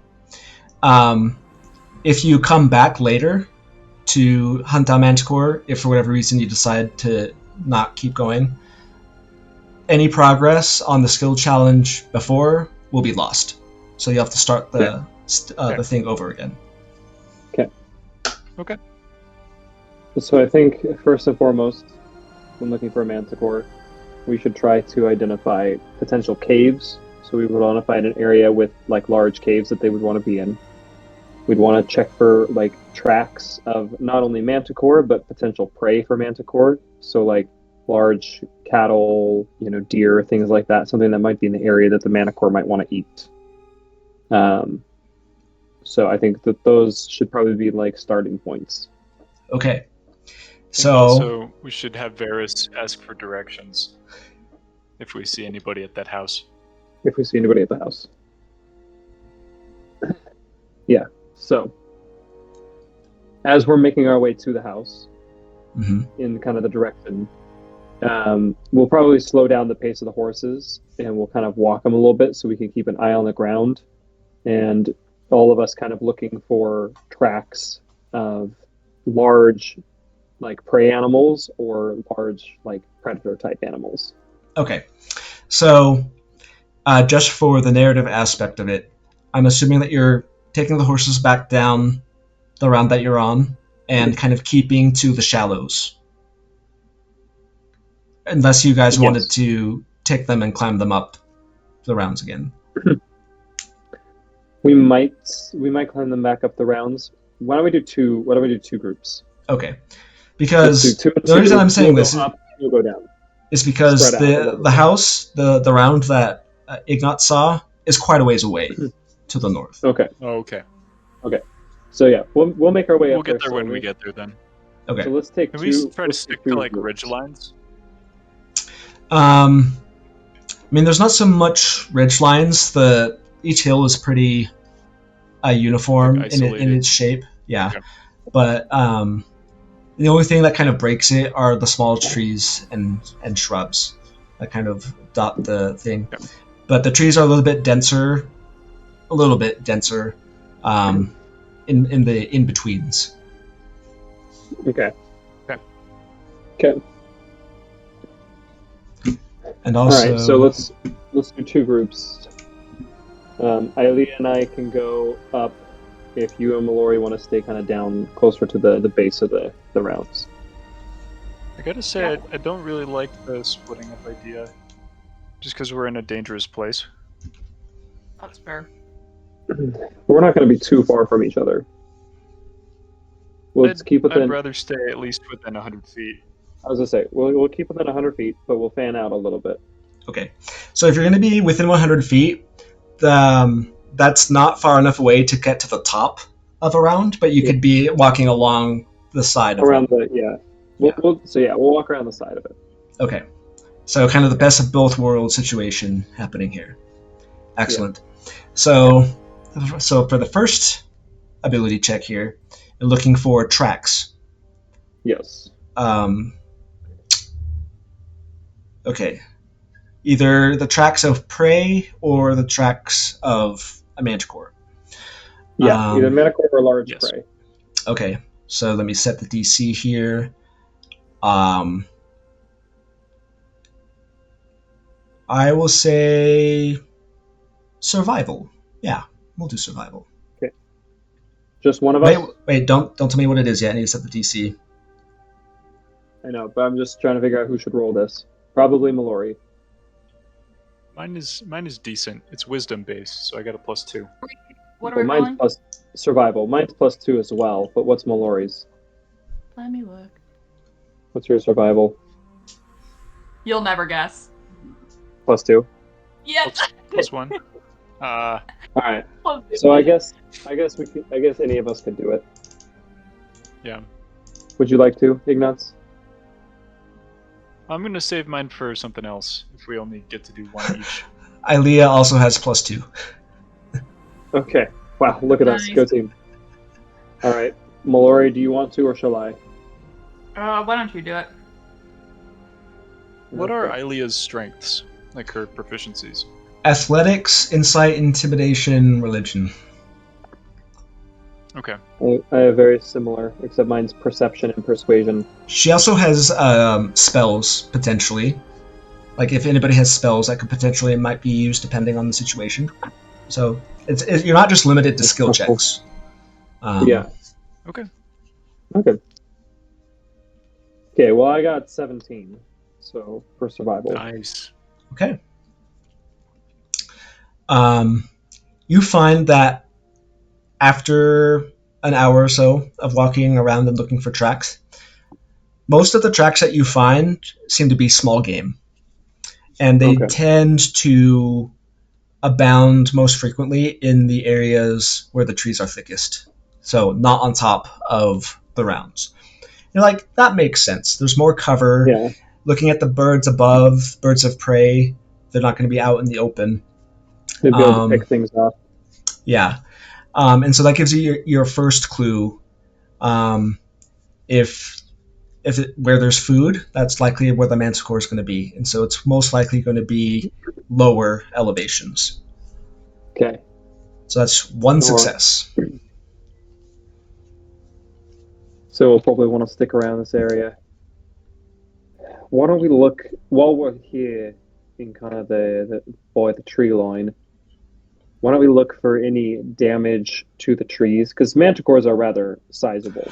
You gather Right. they're pretty large. They're pretty large, so they're probably not going to be able to move through a forest without like their tail scratching a tree or like their claws. They're also kind of cat-ish, so they might take up a tree scratching post. Maybe. I don't know actually that much about manticores. So you're looking for evidence of a manticore's passage. I would say Yeah, that like this marked- would be like an marked investigation territory. check. Like marked territory, for Yeah. example. Let me set the DC for investigation. I can do Who's this making one this too. one? You got I can do this? Okay. Uh-huh.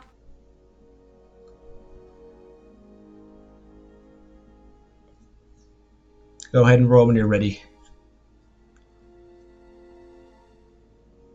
17. Okay. Hey, look at us. Twin 17s. Nice.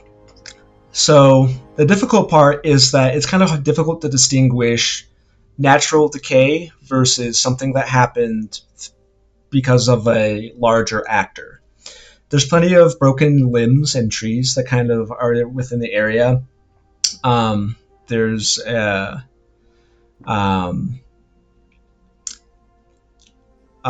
like logs that are kind of rotting and kind of splintering away. While you see that there are things at breaking, you're not confident that it was a manticore that caused this. Mallory, that is a failure by 1. The DC was 18. No. So if you wouldn't mind, roll 3d8 for me, please.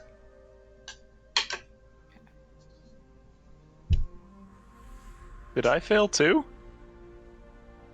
Did you roll My investigation? dirty 20 earlier? No, Well, you had me roll perception and then roll 3d8. No, that was Dirty just for 20. so for that 3d8. I was just rolling that. That would let you see what a potential random encounter could be. That was what that was. I see. What was it? 13. 13. Lucky Excellent. number 13.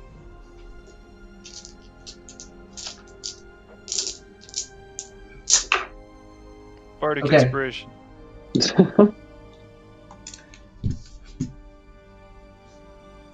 Let me see something here.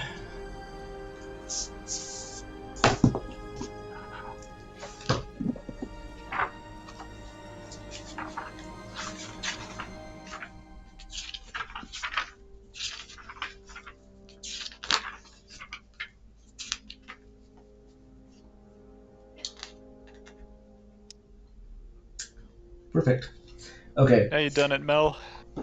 So as you're kind of inspecting the area around here, looking for evidence, one thing that you saw the first time was like a mound of earth. And you didn't really think too much of it. It could be like a ant pile or termite pile or something. And you kept going, and then you saw another one, and then the second one close by. And you're not entirely sure what that is, and then you feel a slight tremor to the shake underneath you. So suddenly, a few feet in front of Mallory, an explosion of dirt and grass and sod, wood chips, flows out in front of her. And Purple worm. No. It's not a purple worm. Can you imagine? TPK. Oh, but that is a natural 20.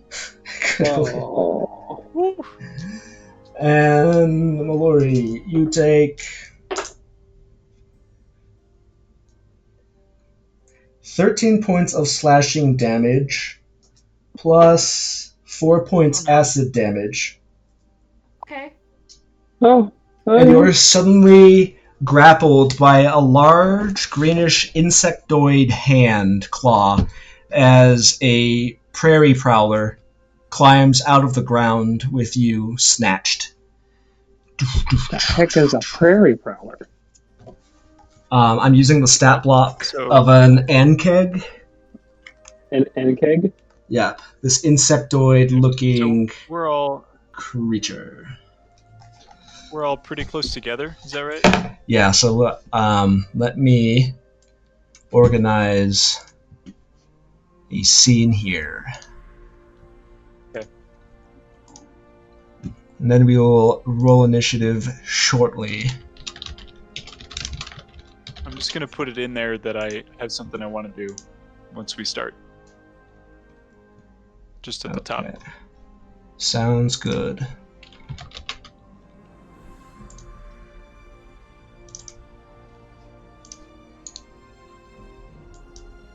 Them's ugly looking things.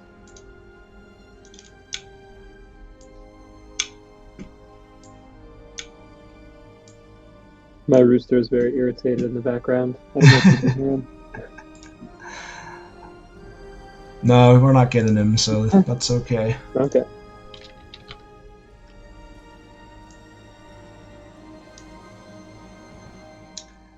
So, Mallory. Oops. Let me figure this.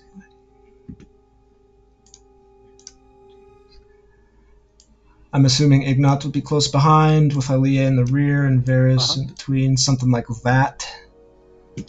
I'm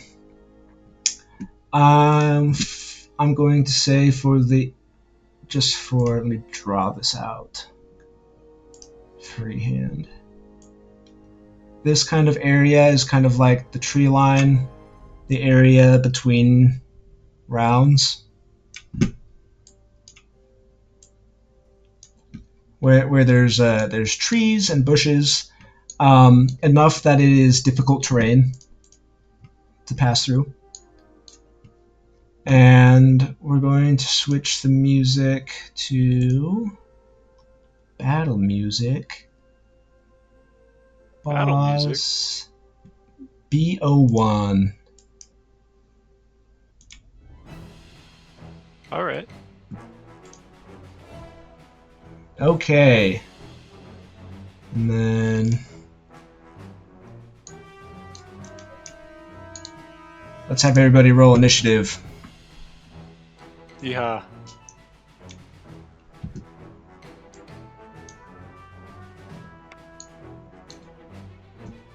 Okay, so question.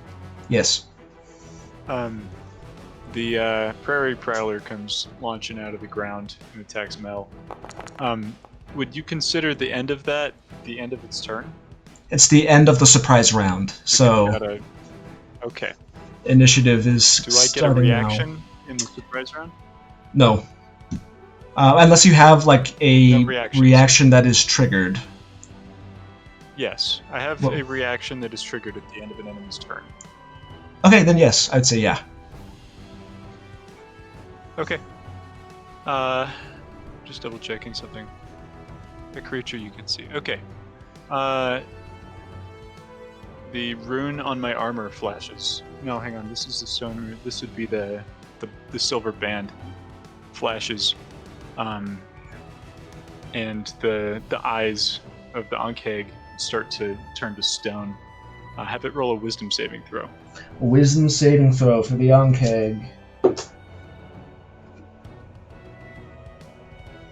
The DC? 14. That is a strong failure. Okay. So on a fail, The creature is charmed by me for 1 minute. While charmed in this way, the creature has a speed of 0 and is incapacitated, descending into a dreamy stupor. Amazing. Repeats the saving throw at the end of each of its turns, ending the effect on a success. So I've used that. Okay. It is incapacitated. Incapacitated. No, that's not what I want. Incapacitated means Don't do that. it can't take actions or reactions, and that's it. Okay, so it bursts from the ground, attacks Mel. The rune on Ignaz's silver band activates, and suddenly the Ankh is still. Yeah. Oh, that's what I want to do here is combat. Okay, so Mallory's got a 14. Ignaz, what's your initiative? My initiative is pretty good, actually. Which tracks? It's a 19. A 19. Amazing. Varys? 22. 22. Yeah, wasted my nat 20 on that. Gosh dang it. Very nice. Ilea gets a natural 1. Oh no, Oof. yeah. That's what she gets for being in the back. 2. And the Ankh. Strong 8. Nice. Excellent.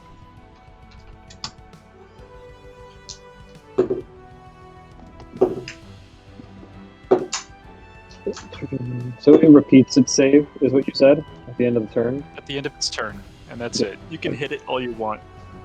Okay, good to know. All right.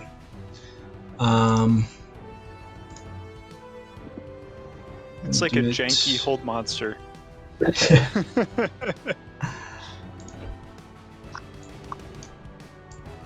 Which, to be fair, is kind of insane.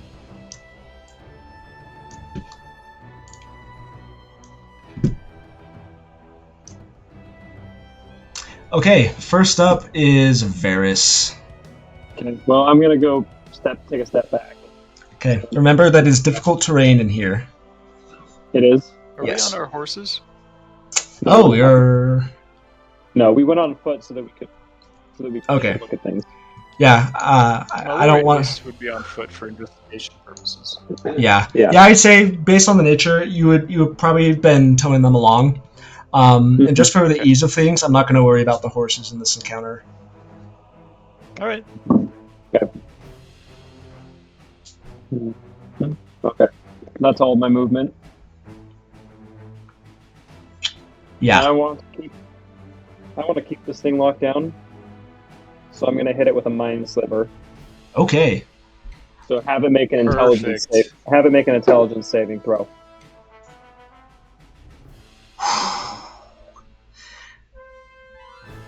It rolled Sure, really it's well, good at those. but that's only a 11. That's a fail. Okay, so it rolled really Dude, well. we but it shut got that an thing 11. down so hard. Okay. It's gonna take 2d6 psychic damage for 6 psychic damage, and then it has 1d4 subtraction from its next saving throw. Incredible. On its next Keep saving it. throw.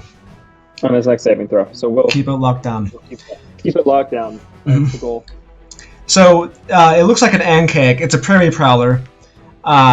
So the colorations are more greens with brown undertones, kind of like brighter frosted tips on the edges on its ridges and carapace and stuff. More suited to the prairie landscape and small trees and everything. It's just standing there with these milky, beady eyes with Mallory in its grasp. That's Varys' turn. So, on to Ignaz. Yeah. Ignaz is gonna do what he does best. Can I get into flanking where I'm at?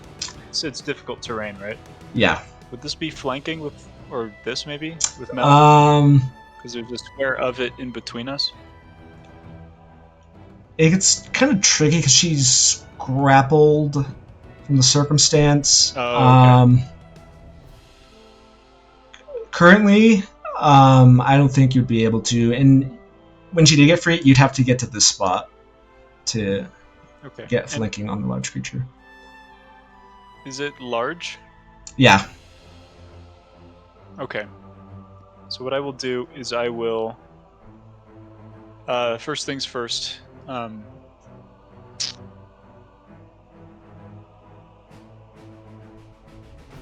gonna just double check. It's been a while. How many of these do I have? Talking about giant smite. I got 3 per day. What time of day is it? It's still in the morning.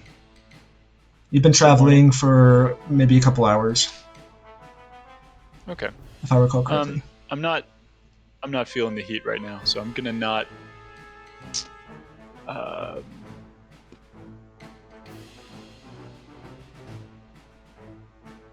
Yeah, I'm gonna save it. I'm gonna try and just kick the thing prone. Okay. It's up on its 4 legs, and I'm just gonna try to kick it backwards, knock it over. Okay. I'm going to give it advantage because of the size difference right now. That's not a thing. You're trying to kick it prone. It's larger than you and has multiple legs. All right. You're probably going to win anyway, so... Okay. I got. Where is it? 30-20. Yeah, so you still managed to bend down one as it's standing there. Well, it was incapacitated anyway, so yeah, so you're able to just go there and bring it down, kick out some of its legs, and it kind of crushes under its weight. Mallory kind of falls down, still loosely held. Technically grappled for the time being, but yeah, that's her turn. That's your turn, or that's your action. So I've got another attack to put in my action. So what I would like to do is try to get her free. If I can try to just like cut its arm off or whatever, that would be great. Okay. If that's too much, then I can just either try to pull her free or attack it. Just from what you're looking at it and your experience, these are covered in hard chitin. It might be a little work to cut it, but if you wanted to do like a shove or a pull attack, you could easily pull her out because it's very limp, and she's very limp in her grasp right now because it is incapacitated. Okay. Could I pull her out as a bonus action? I would say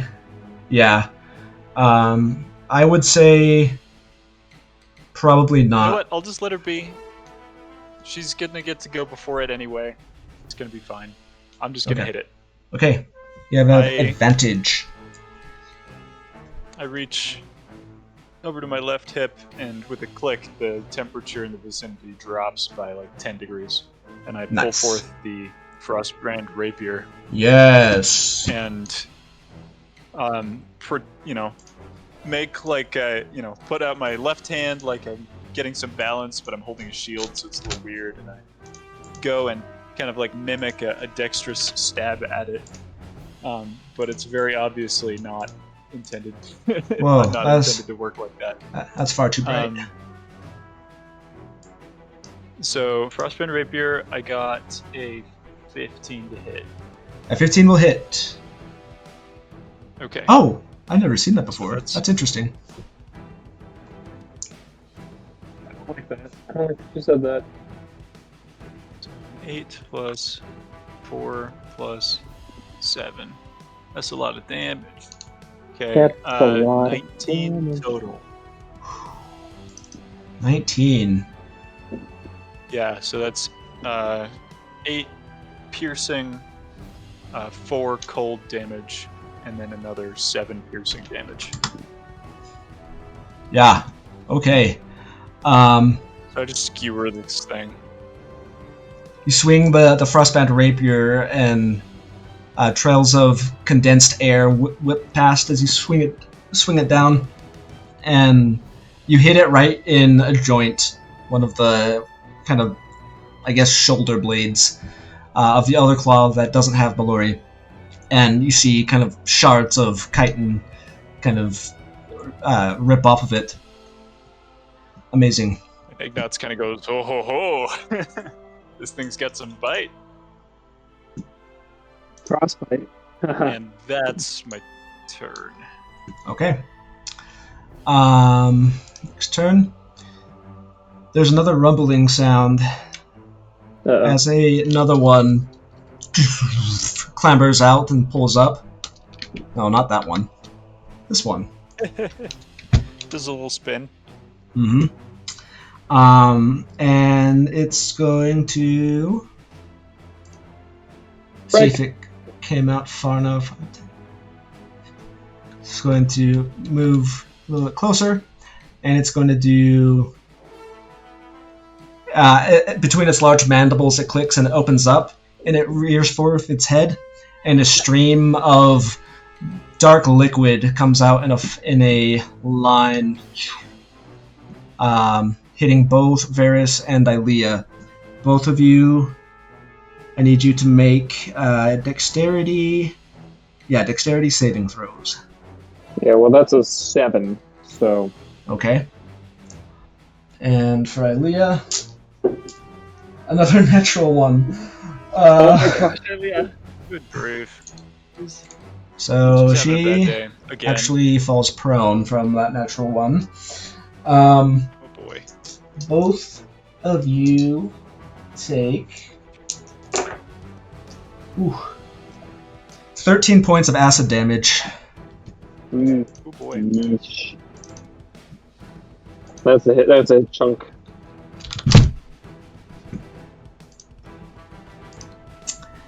And then it stays there. But then there's a third one Oh no. Oh boy. that comes out at the same Yeah, time. maybe I will use Giant Smite after all. And it's going to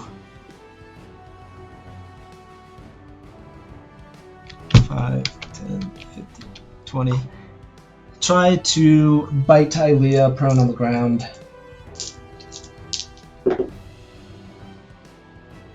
That's a natural 19 on Ilea. Okay. I'm gonna... No, she's fine. She hasn't been hit yet, right? She took She acid got damage. yeah. She did. Okay, I'm gonna do it then. Okay. Especially if it looks like he's doing a solid bite. I'm gonna redirect it onto the one right next to me. So the 16 points of damage that she would have taken gets taken Yeah. to this guy, Not worth it. who suddenly just like crumples down to the ground. It was enough to do that guy in. Oh. And We need to Mallory get a kind of turn. like tuckles out and pushes off the claw. Incredible. Okay, let me add these guys to the initiative order real quick so I don't forget. They don't have a lot of HP, do they? No. No, I guess not. They bite hard, though. Lots of damage. Oh, I guess they were the same time. I forgot. But Mallory technically would have had to move first. But in any case, Mallory, it's your turn. Shoot him dead. Yeah.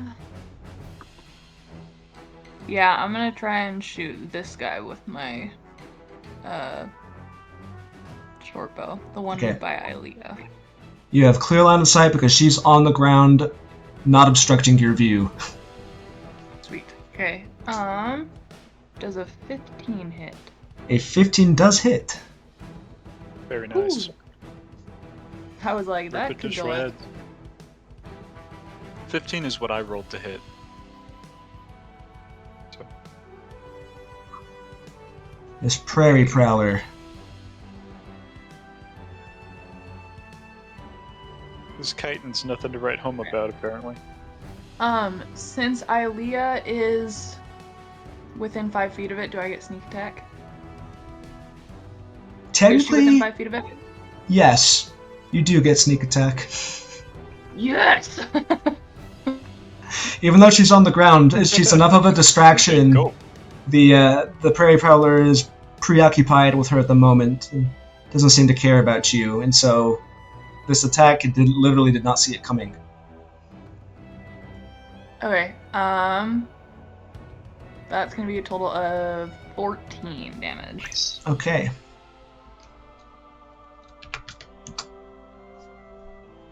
Excellent. Okay, are you staying there? Are you moving? Yeah, actually, I'm just gonna stay here because it puts me in a pretty good spot to hit both of them. So, yep, I'll just stay here. Okay. So I already did that guy. It's Alea's turn. She's going to use her movement to recover from prone. And then I smack it with a hammer. And I smack it with a hammer! I turn it into a bug. I mail that bug to myself.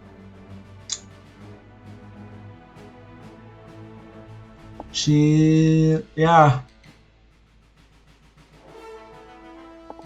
Let's see.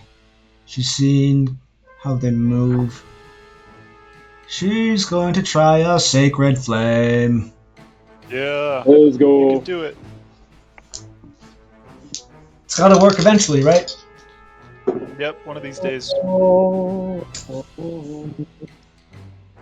Why did I roll 2 of them? Doesn't matter. Why did I roll 2 of them? I'm gonna roll just 1.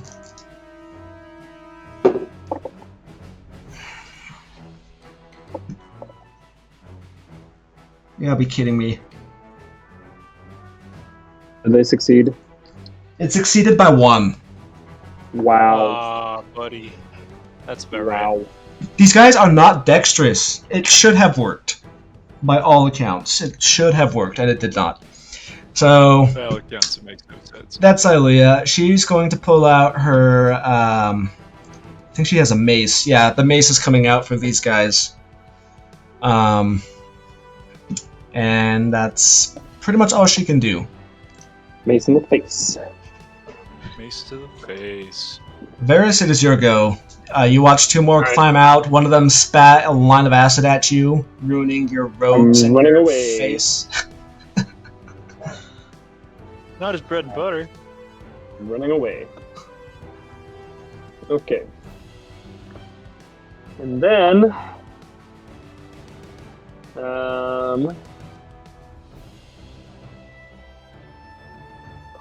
This is the one that took damage already? Yes. Mm-hmm.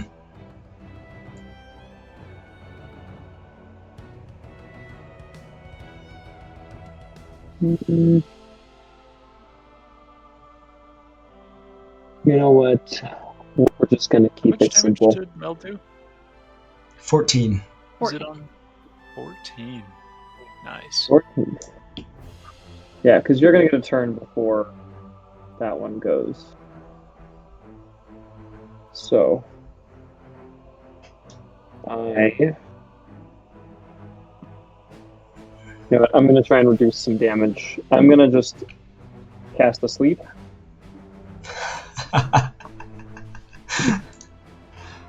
We'll just get that guy.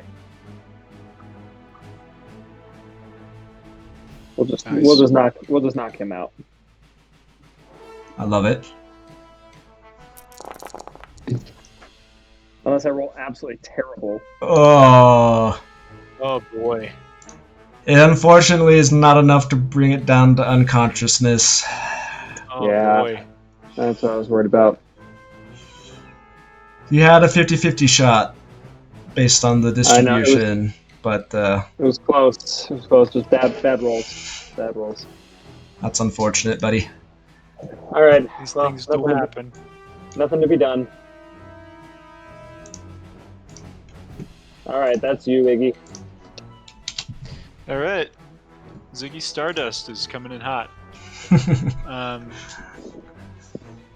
Yeah, we're gonna 1, 2, 3. Gonna go for the kick. Yeah.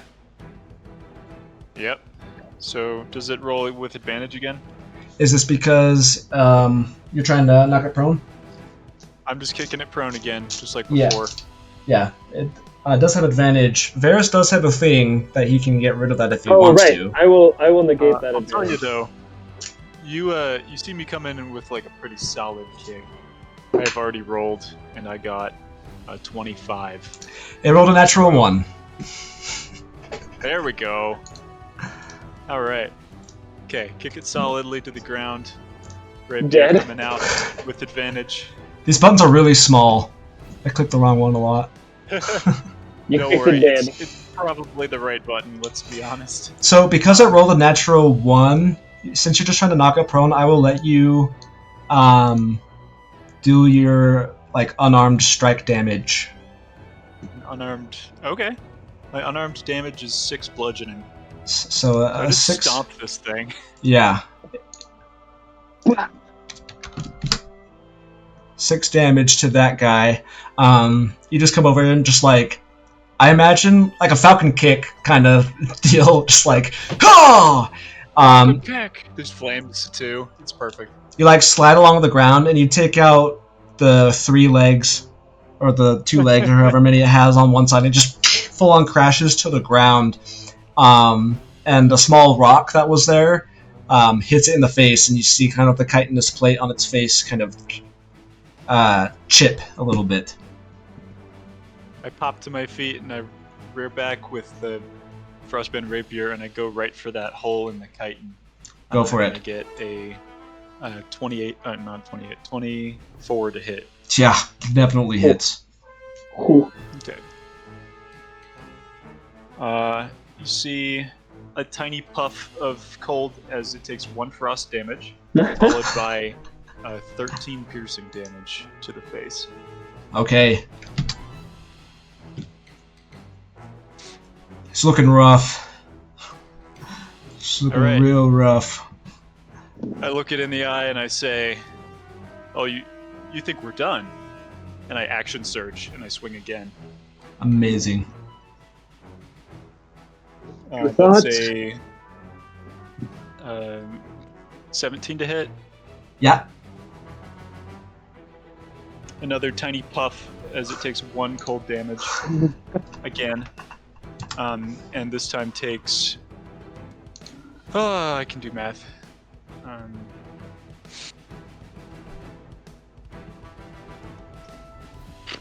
5 plus 7 is 12. 12 piercing damage. That's enough. To do Alright. in the second one. That's it. Chitters to the ground. Let me Amazing. just check what else I've got. I've got 1 more attack, so because I action surged, so I'm gonna just like lean down and pick up the rock that it landed on, like heft it in my hand and just chuck it at this other guy over here. Yeah, I love it. Make a ranged, unarmed strike, I suppose, is how that works. So I'll just roll an unarmed attack. Yeah. Okay. Not good. I rolled a 2 plus 8, so 10. It just kind of like bounces off its head. Unfortunately, while it was jagged on the part that you stopped, when you picked up, the rest of it was pretty rounded and just kind of a broad impact angle. And it just kind of gives a glancing blow. And the last standing prairie prowler looks at you. Who knows what it's thinking? Yep. But it It's is thinking. Mallory's turn. Okay. I'm gonna shoot the other one. Shoot him dead. The last. Yeah, I last was one. imagining this is difficult terrain, otherwise I would have run up closer. Yeah, it's difficult terrain. Okay. Yeah. That's gonna be a D.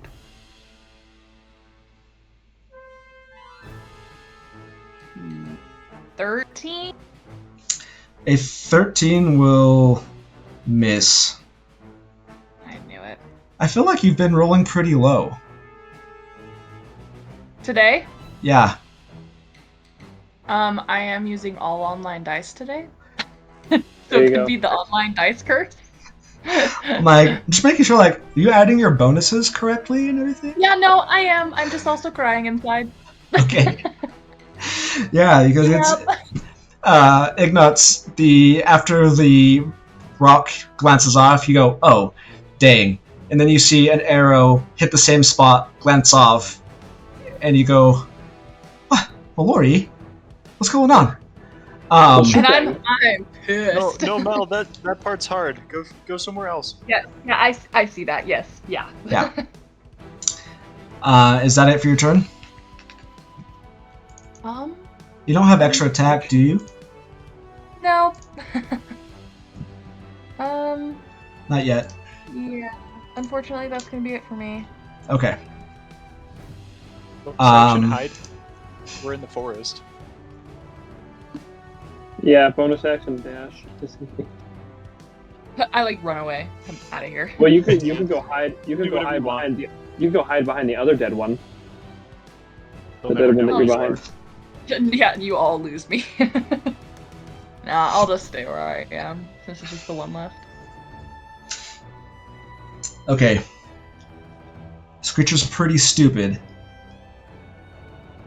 I'm gonna roll to see if it is smart enough to bug out, or if it's going to Bug out. see something else. Keep trying.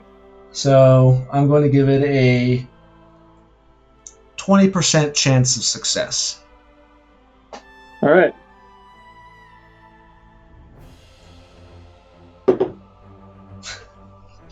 Natural 20. So it succeeds. Wow. Ooh. It I got the idea. you can sense hesitation from it, and it turns around and with its claws very powerfully digs into the ground below and disappears. It seems to have had enough. Boy. That's the way to do it. Well, there was enough excitement for me for the day. How's everybody Enough feeling? excitement. We're just getting started. And then Ignatz looks over and sees Varus like dripping with acid and is like, oh yeah, yeah, that's enough excitement. Yeah. We can. Yeah. Yeah. Perhaps no more of those, shall we? Yeah. But Mallory, if you want to get a vial of these guys' acid, could be handy. Yeah, that's true. How long do I think that would take me? You don't know these creatures very well. You have no idea. It will depend on a lot of things. Okay, cool. Can I try and figure out how long I think it will take me so I can figure out if it's worth it? That'll take some time. It'll take you, I'll say, at least like 5 minutes of kind of finagling with it. And depending on your check, that'll give you information. So if you spend 10 minutes, I'll let you make a nature check investigating this prairie prowler. You've seen one up close. You've seen them from afar a couple times now. Yeah. They're pretty large. And you can see how the colorations definitely lends to some sort of natural camouflage. Okay. You didn't really know that they spit acid until they did at Ilea and Varus a few minutes ago, so this is all new to you. Okay. Yeah, I'll go ahead and spend that time. So just a nature check. Mm-hmm. Oh my, you. Okay. Natural one. I don't know anything. Yeah, manifested. That's rough. You think after about 10 minutes you gather into it, and you take your sword and you begin digging in with a jaw, and you feel something pop, and you are splashed with some residual acid left in it, and take 6 points of acid damage. Oof, buddy. Yeah. Your hands are like burned, and your gloves and stuff are discolored in splotches where the acid impacted. It's not only does it hurt, you're really upset that there are now bright patches on your otherwise dark clothing. You've bleached your clothes. I find a Ignatz stick. pulls and I out his figure water it's hard. skin. You just kind of like kick it and just bar like, yeah, well, we killed you, so whatever. Yeah. Loser. Ignatz pulls out his water skin and just kind of like douses her hands to try to like dilute some of the acid and get it off. Yeah. How's everybody looking health-wise? Does Ilea feel the need to bolster some of you guys? I mean, I if she wants to give me a little bit of help, I wouldn't complain about that. I think I we start with the short rest. I'm looking half myself. Less than half myself. Okay, so this is probably short rest territory if you guys want to Yeah, take an probably hour. Let's start with the short rest. Okay. Because Ilea I is... used both my runes for that fight too. Okay, yeah.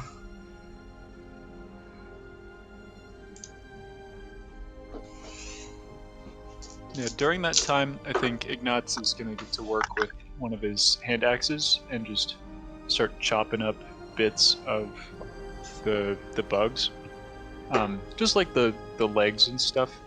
And the thought is that this might be interesting food to a manticore. So Yeah. that maybe if they found a place they could bait a trap for it later. Okay. So I'm going to spend a little bit of the short rest doing that, if that's all right. Yeah.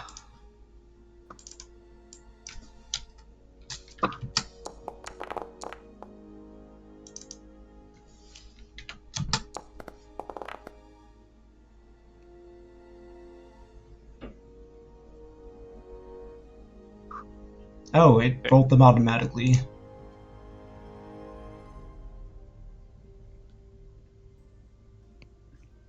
Okay. It rolled really well. Yeah. She was at 25 before. But I already rolled them manually before that, so I'm going to go with the original roll.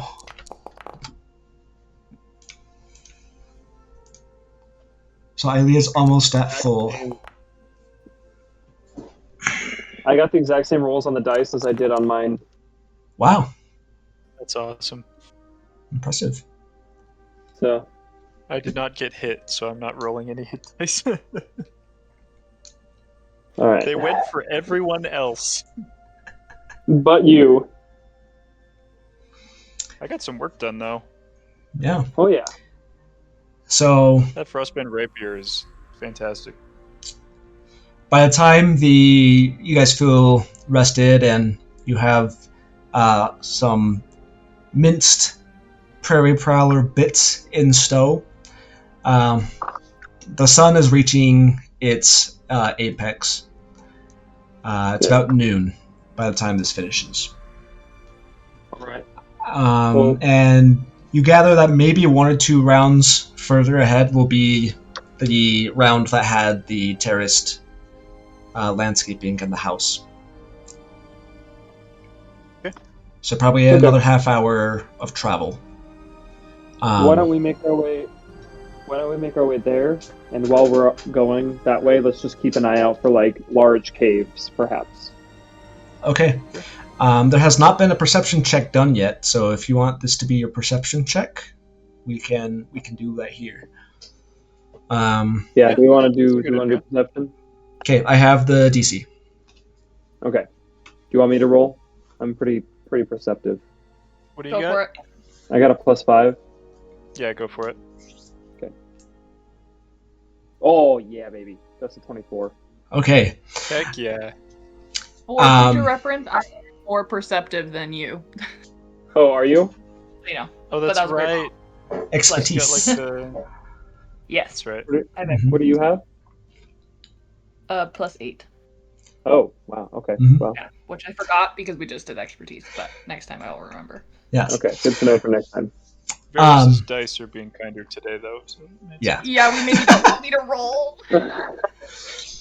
In any case, as you're kind of traveling along, you see that there are. It's not so much caves, so much as there are recesses within the rounds.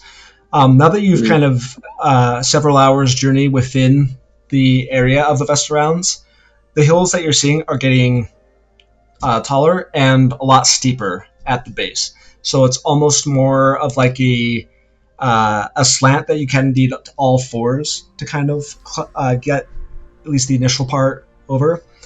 And this gives enough room for certain creatures and beings of varying levels of intelligence to excavate portions within the sides of these mounds, these rounds.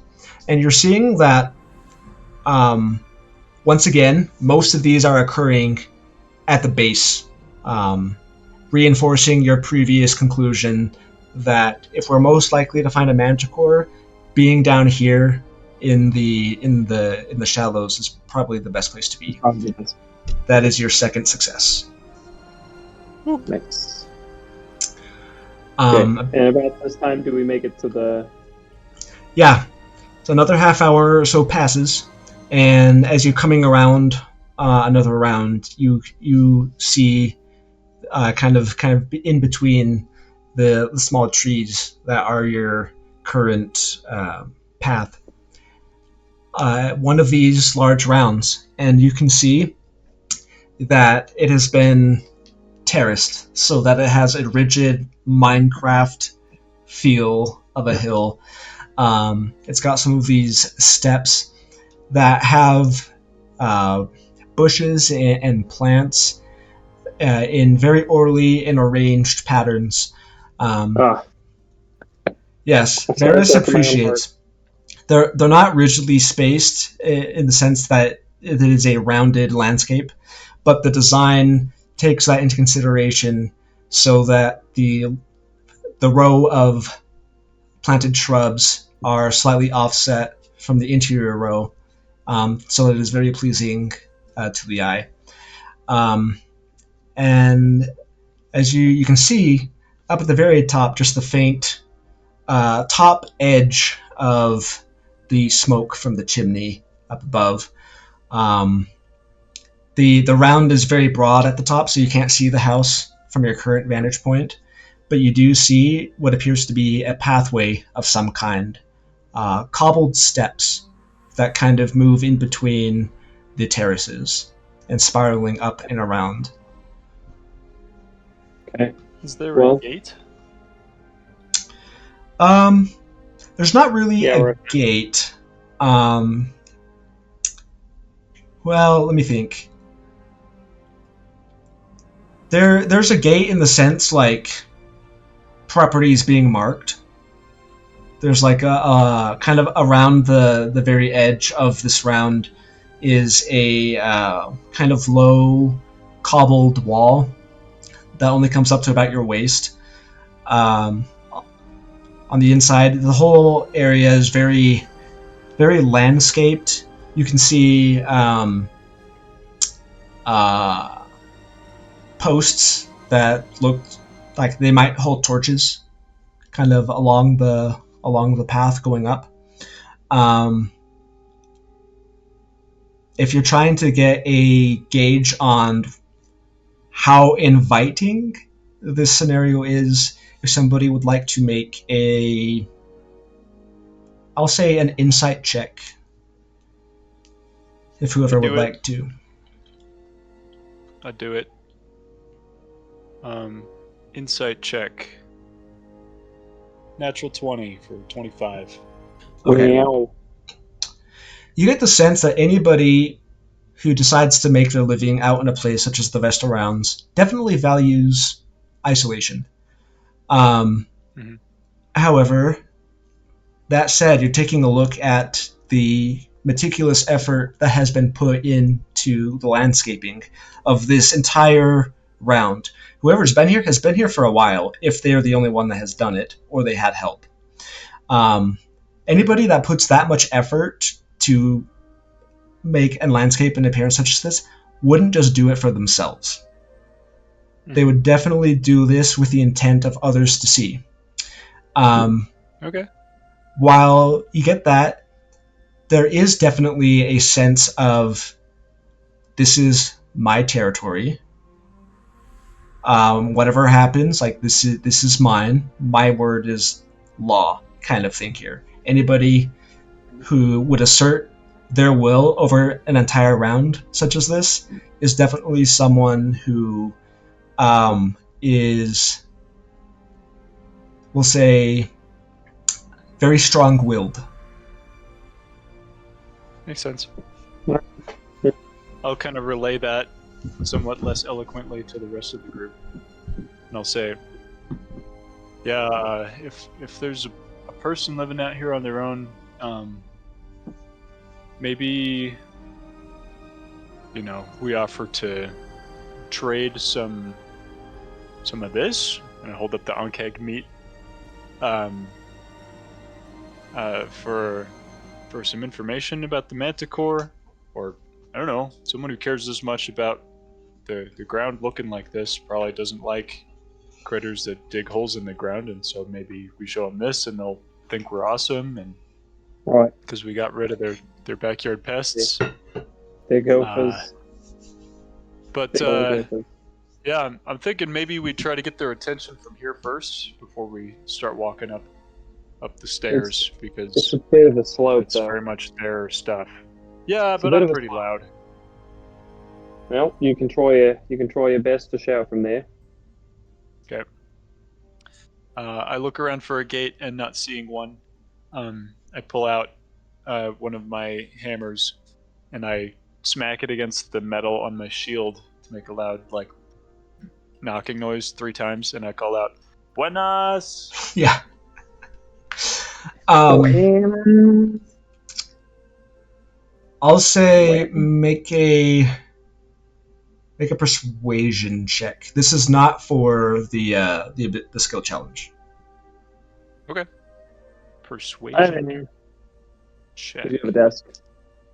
Another natural 20 for 21. Okay. I kid you not. That's 2 in a row. So you call out. Point. You call out, and there are a few trees and bushes that are kind of flanking this pathway. The whole thing looks very, very nice. Like, in my mind, I don't know how to describe it, but it's like the best looking and cultivated properties that I saw in El Salvador. As far as like the landscaping is concerned.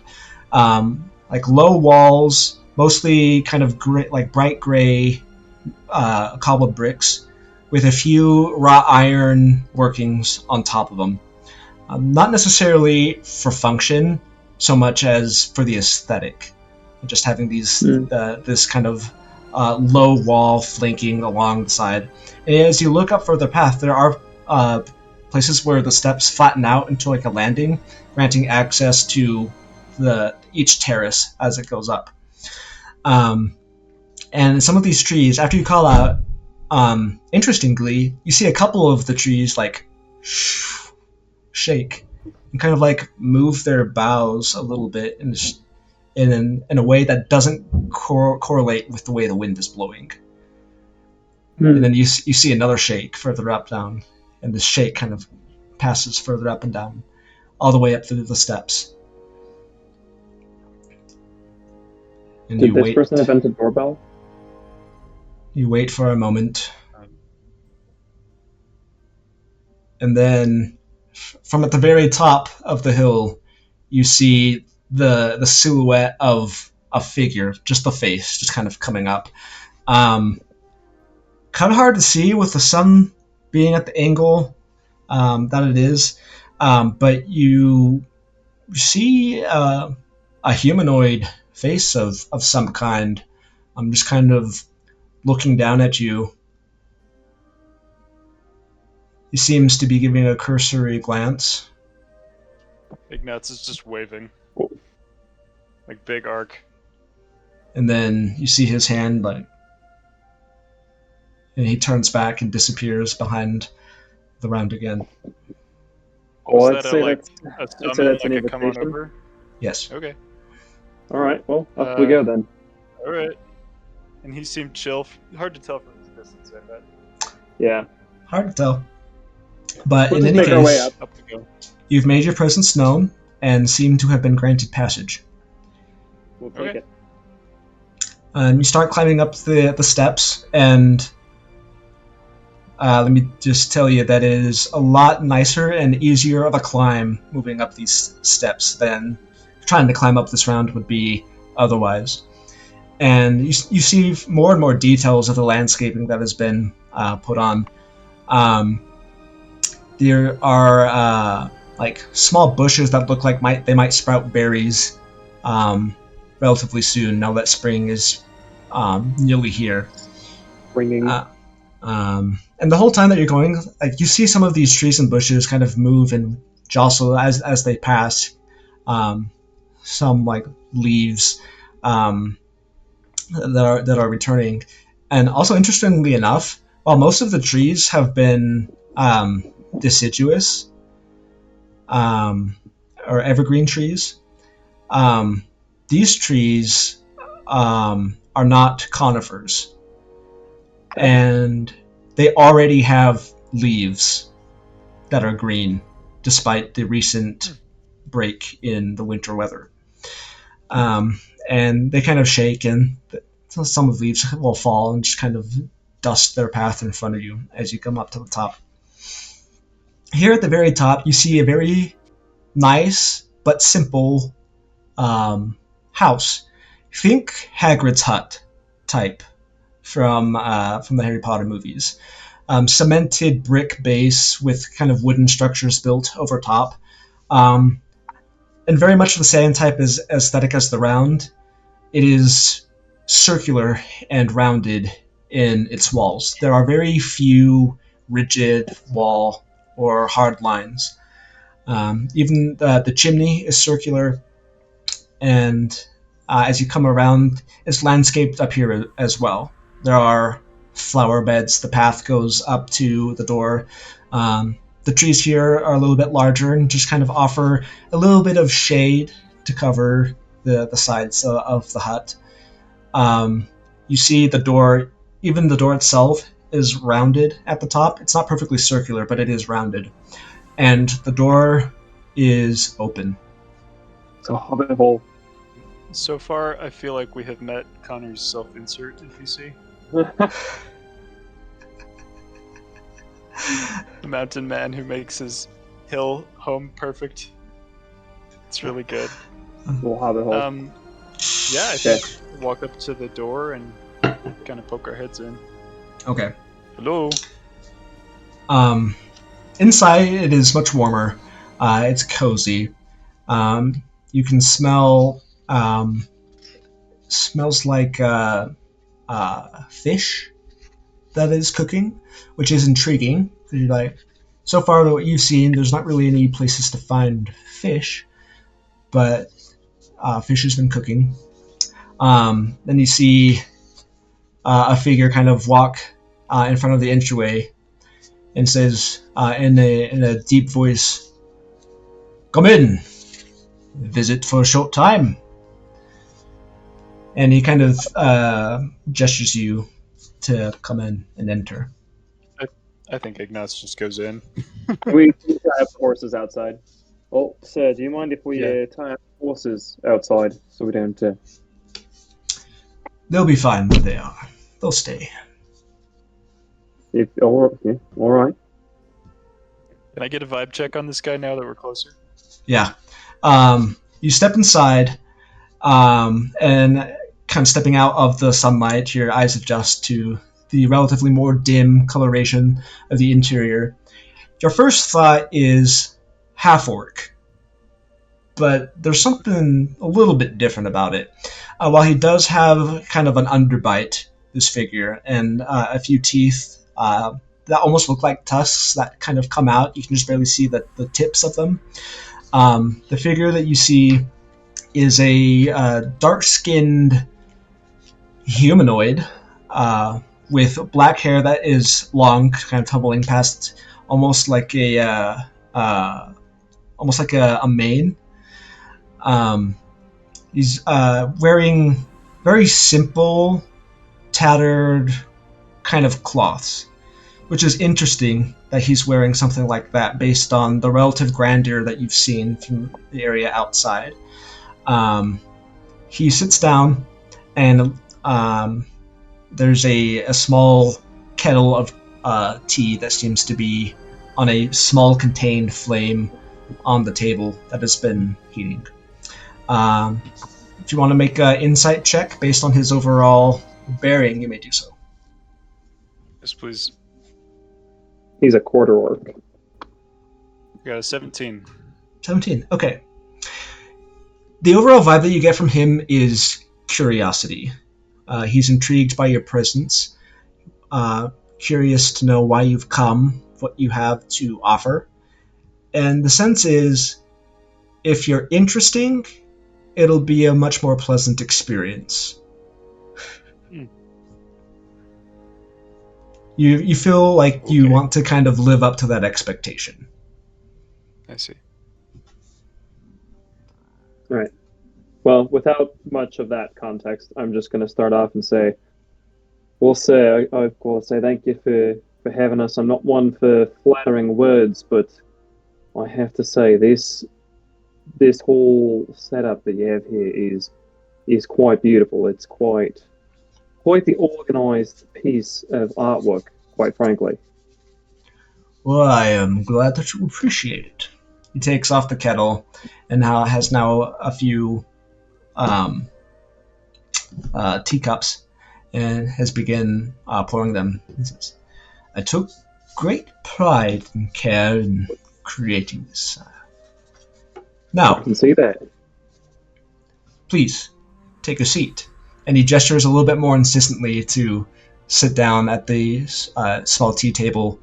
There's a little sitting room that has been gathered off to the side. And this definitely checks off, like, the fact that there's a sitting room means visitors have to come at least occasionally. Right. But there is an insistence to his offer to take a seat. Well, thank you. I think Ignatz will go ahead and take a seat. Yeah.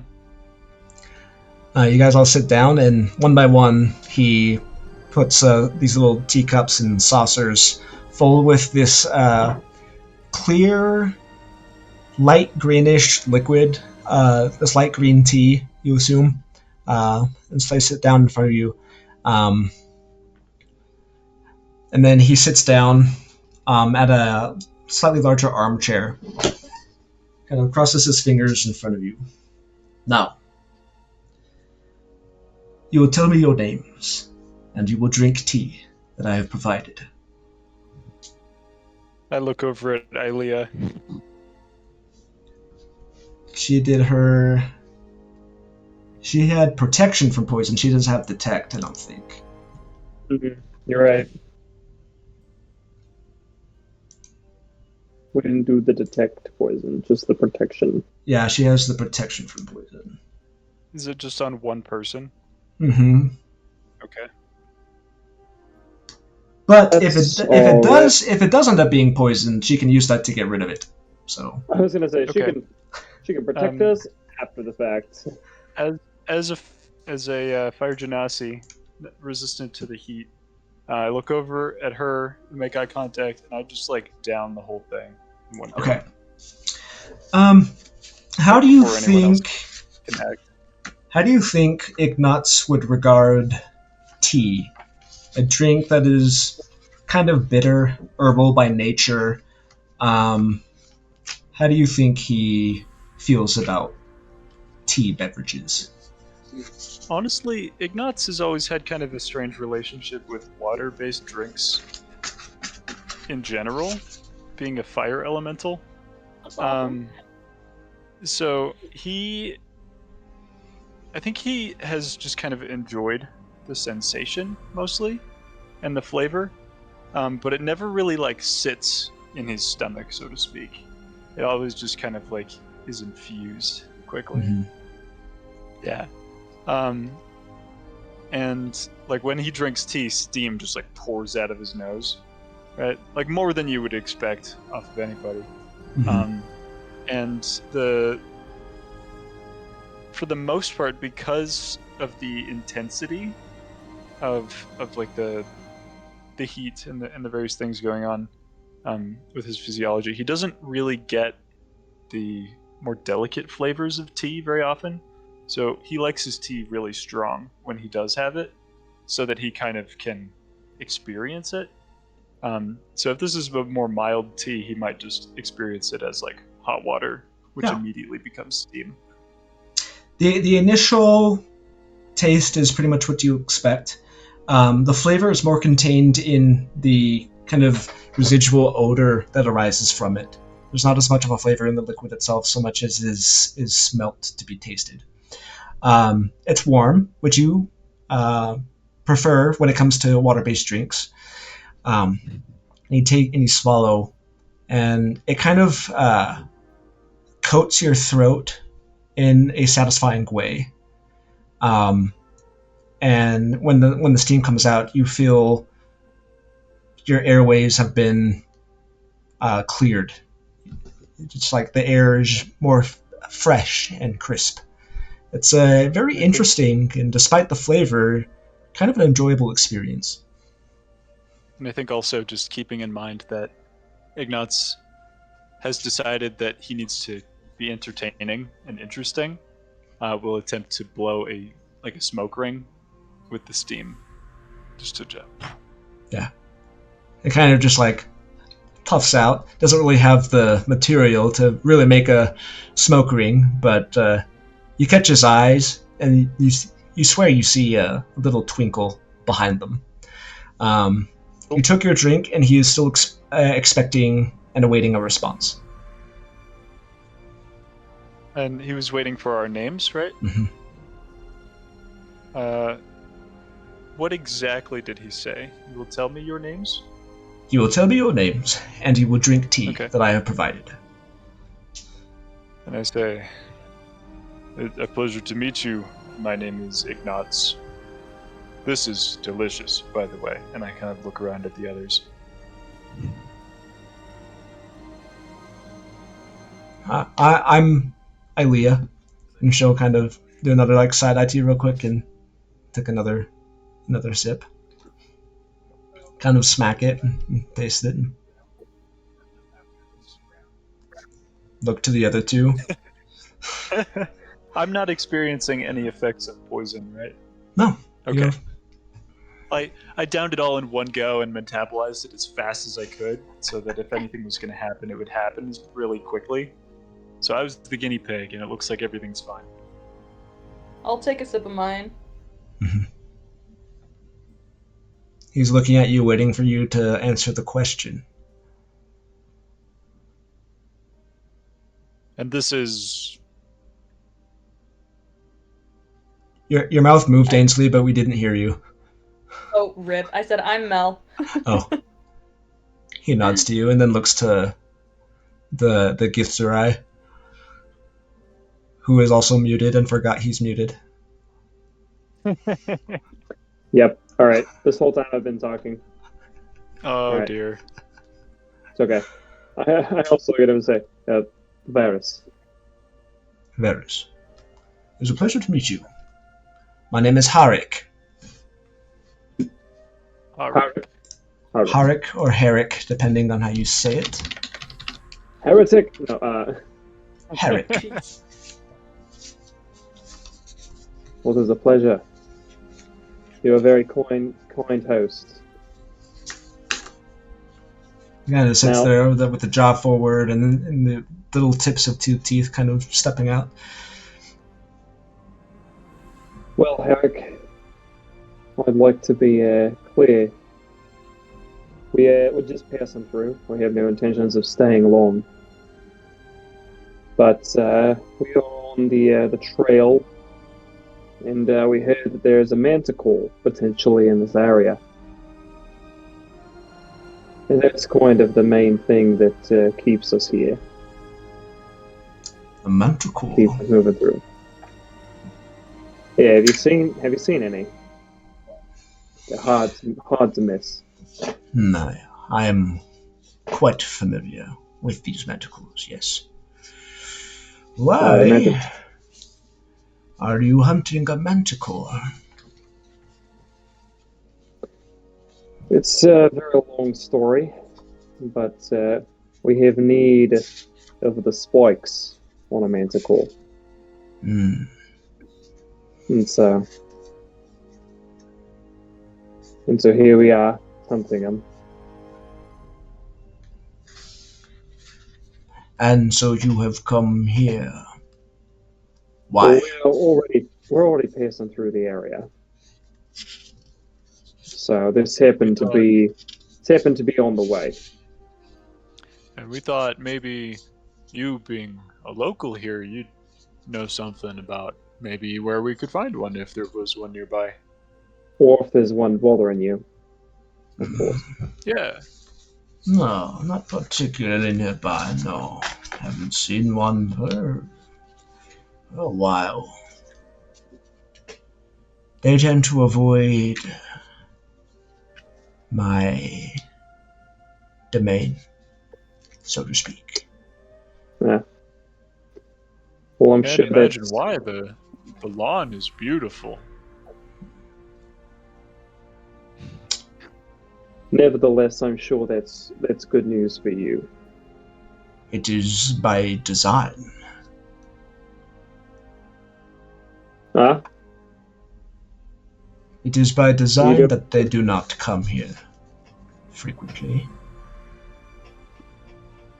Again, makes sense. You like to keep them out of your area, I'm sure. But what do you mean by design? Have you designed that?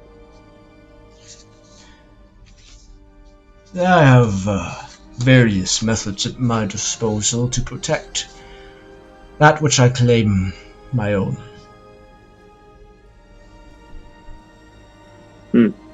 Oh, I see. So you are the one that has helped to keep this area rather clean of manticores. You could say that. Mm-hmm. Well, Well, look, we're not here to really cause any problems. Like I said, we're just passing through. We appreciate your hospitality, and if you happen to know the location of any manticores, we would appreciate that direction as well. After all, it sounds like you don't particularly want them in the area either, so we could be of assistance to you, if you will. That depends.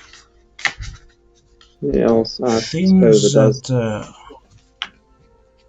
don't particularly concern myself with the goings on outside of this region. I'm content to be my own person. But if you were to show me something new, something intriguing, something unexpected, then perhaps I might be able to assist you in this quest against the manticore. Something you haven't seen before. Huh?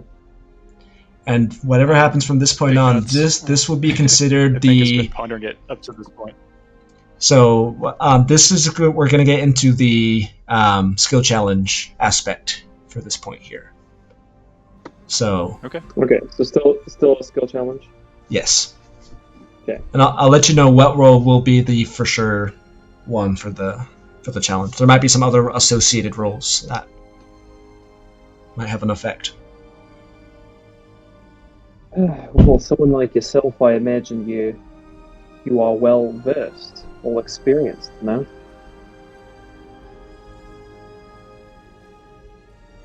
He's expecting certainly- something. You certainly Ignat's traveled. the world. So perhaps, Sorry, go ahead. perhaps a little view of the world itself. And I'll pull out the little trinkets that I have. Hold up, let me see exactly what it's called. Is it the thing that Ilea gave you? Yeah, it's the mini planetarium. Yeah. Yeah, the mini planetarium. You certainly have seen all the things in this world, or many of the things in this world, but have you seen the world beyond, outside of this plane? He kind of sticks his hand out toward you. Do you give it to him for him to inspect? Yeah, I'll give it to him for him to inspect.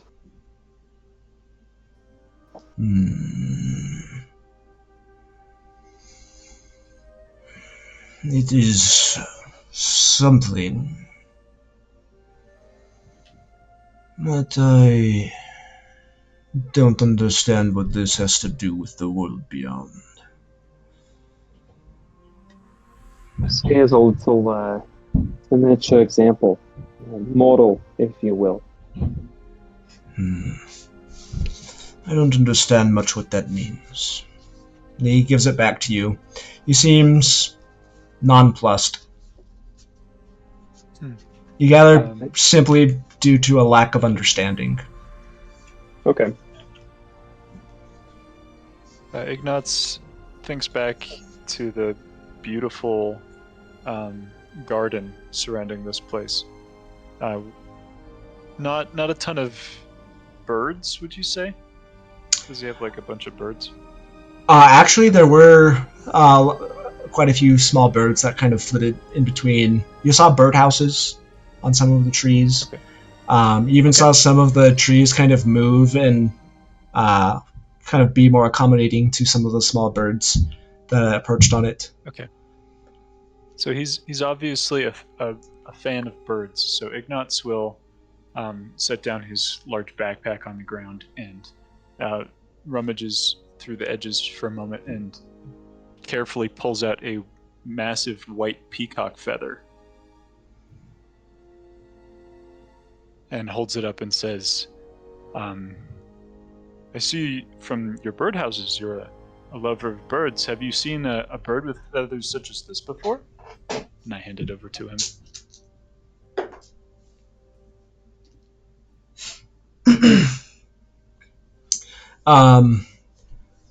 Remind me which, because there were, if I recall correctly, there were two different kinds of peacocks. There was the white peacock and then normal blue-green one. Yeah.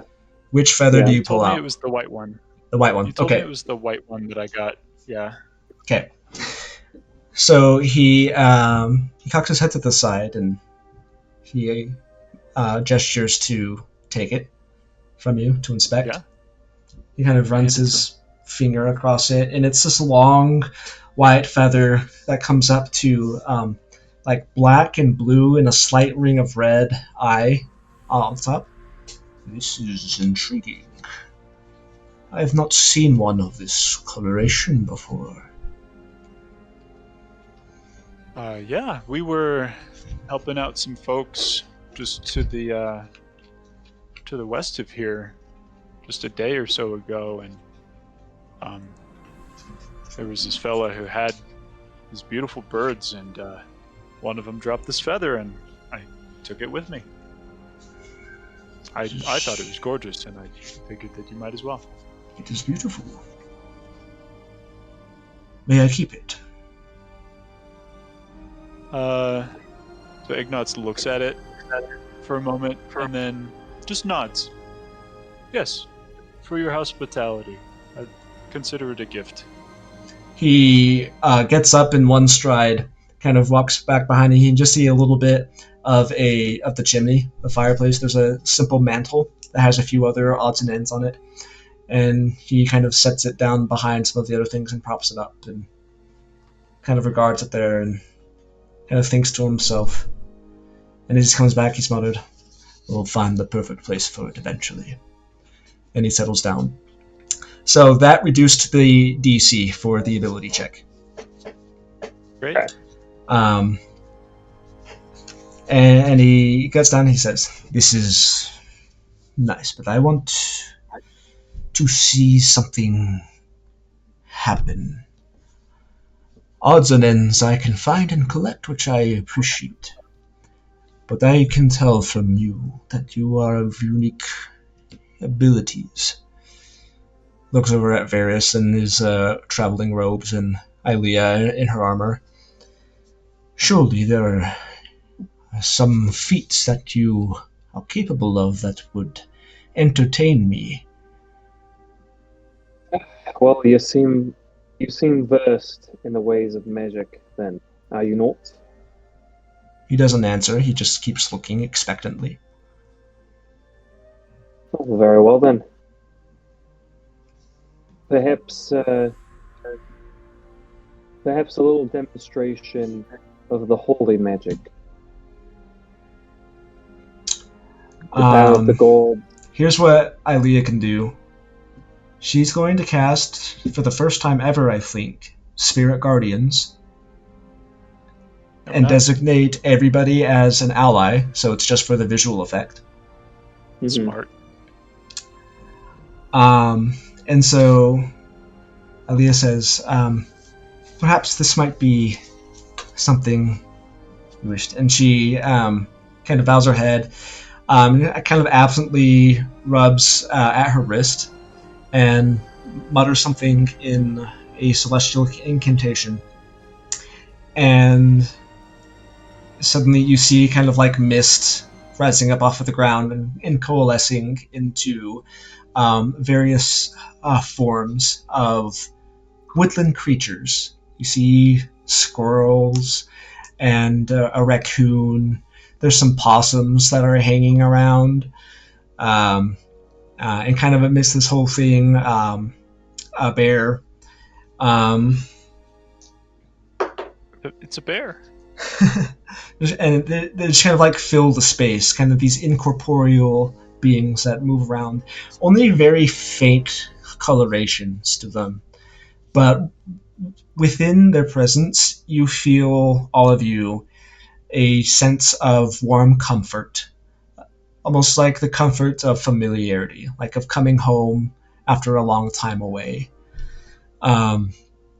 And he kind of sits back and enjoys it and kind of fingers around.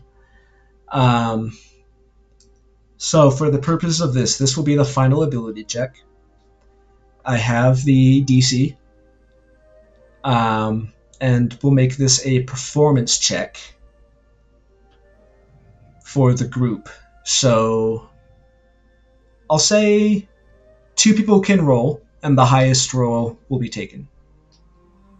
Okay. Can I assist by doing something else visually impressive?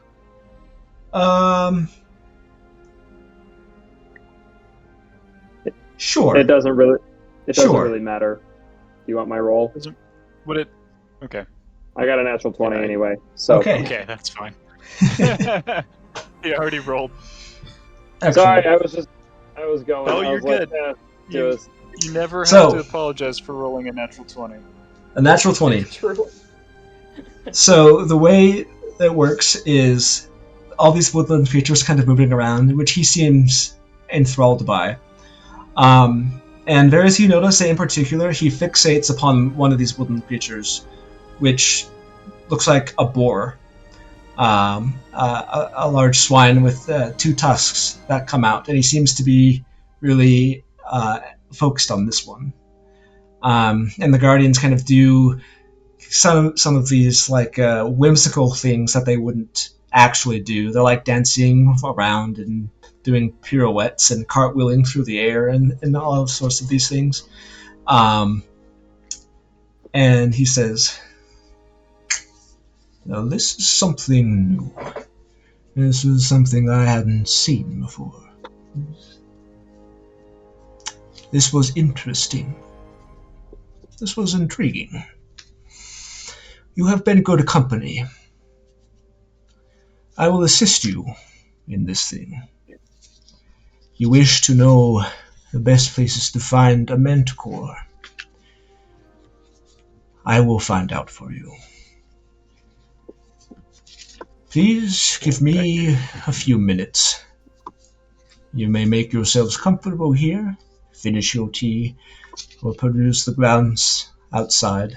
I will come back shortly. And he gets up, and he walks out the front door, which has been open this whole time.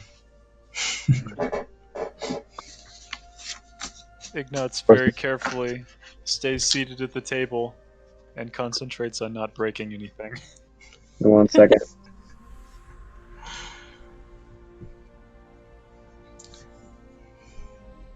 Oh, We lost Varys. Gone. Varys started reaching over for a strange spinning black orb near the wall. He was An gone. odd curio. What could this be? And then shoop, vanishes out of existence and memory forever. Yeah, looking around the space, this Herrick fella has definitely made this place comfortable. It seems like there may be one or two other rooms, but the furniture looks eerily like crafted from sealed and stained wooden branches and things that haven't been altered into a singular shape. It's very much like the equivalent of a wooden equivalent to a wrought iron furniture. It's wrought wooden furniture with branches that have been seemingly like steamed and twisted and bent into shape.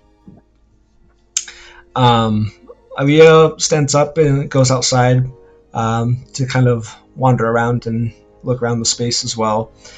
What do the rest of you want to do these 10 minutes or so before Herrick comes back? Yeah, really just sitting still and trying not to break anything. Okay. Look, we've made a good impression. I'm gonna not ruin it. Yeah, Okay. I'll look around, but I'm not gonna get up or anything. Maybe Okay. have some more tea. Okay. I run to the bathroom, so I can't roll at the moment, but I'd like to see if I can get a sense for anything else magical that might be in the room with us. Okay. If someone could roll for me. Yeah. If somebody wants to roll I'll say an investigation for Varys.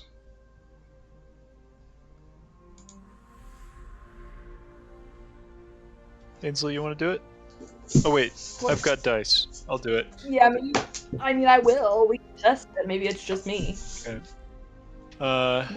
Maybe for I rolled, so you could roll too if you want. We'll see who did better, just for fun.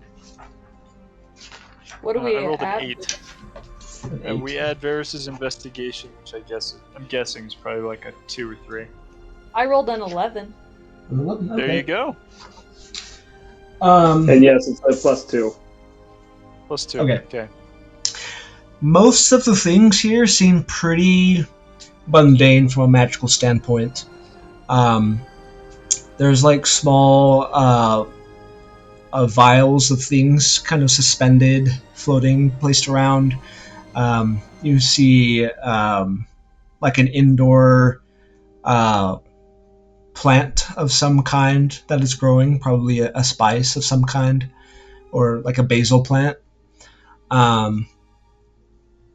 There'd be quite a bit of plants inside that kind of add to the feng shui of the place. Some kind of hanging. There's a massive in the domed circular roof. There is an opening that allows the sunlight to come in and kind of illuminate the whole space inside. Most of the things are pretty mundane, pretty practical, if not decorative. So nothing Nothing extraordinary there. But the 10 minutes or so pass. Ilea wanders back in with Herrick, followed by, and he takes another seat. Oh, wait, Taking she went with him? She went outside. Oh, okay. You just saw her go outside. Okay. But she returns roughly around the same time that he does. He sits down, goes back into that same pose. He says, "So I have done as I said I would. The manticores that still roam these places are dwindled in number in recent times. But I think that the nearest one, or the most recent place that one has traversed, would be north. Another, well, from my travel, 3 or 4 hours. I don't know how long it would take kind such as you. But there is a small basin, a separation, a gap between some of the rounds that is noticeable. That is the place you seek." Ignatz pulls out the map and is like, he's staring at the map. Like, is there enough detail on this map that I could possibly No. The map just kind of has like icons, like this is the Vesta Rounds. Yeah, in the same way, like if there's a legend for hills, like that's what it's there. It's like hills are here, but to the specific. He quickly realizes like this is not going to help, and he stashes it again. It's like, okay, 3 or 4 hours north, place where the rounds kind of open up. Yes, if you keep moving north, eventually you will come to a plain of sorts within the Vesta Rounds. That would be the next place for you to focus your search. All right. Well, thank you very much. Your company has been appreciated, and it is good to have met you. But now our time here has concluded. And you get that that's a rather blunt way of saying, okay, I'm done with you guys. Time for you to get out of here. Ignatz stands up, gives a brusque bow, and says, "Thank you, Master Herrick," and heads for the door. He follows you out and just kind of like stands, just kind of watching you as you guys descend back down. Once again, the trees kind of shake. It's almost like they're saying goodbye with thousands of tiny voices from their leaves. I kind of wave.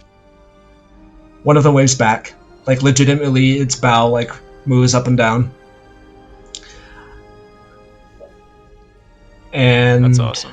You are eventually back at the base of Herrick's round with your 3rd success. Excellent. Well, that was exciting. Still not feeling poisoned, so that's good. Looking up at the sky, is the sun straight ahead, like straight above yet? I mean, it's still kind of like winter. It doesn't like directly overhead. But right. It's moved. It's probably been. Let's see. It's probably been an hour since you fought the prairie prowlers. Okay. Plus the hour of short rest, right? Oh, right. So it is a little bit further than that. So 2 hours. Okay. But it's just like barely afternoon kind of thing. Okay. Sounds like maybe we could find one and finish this thing by bedtime. Should we press on ahead?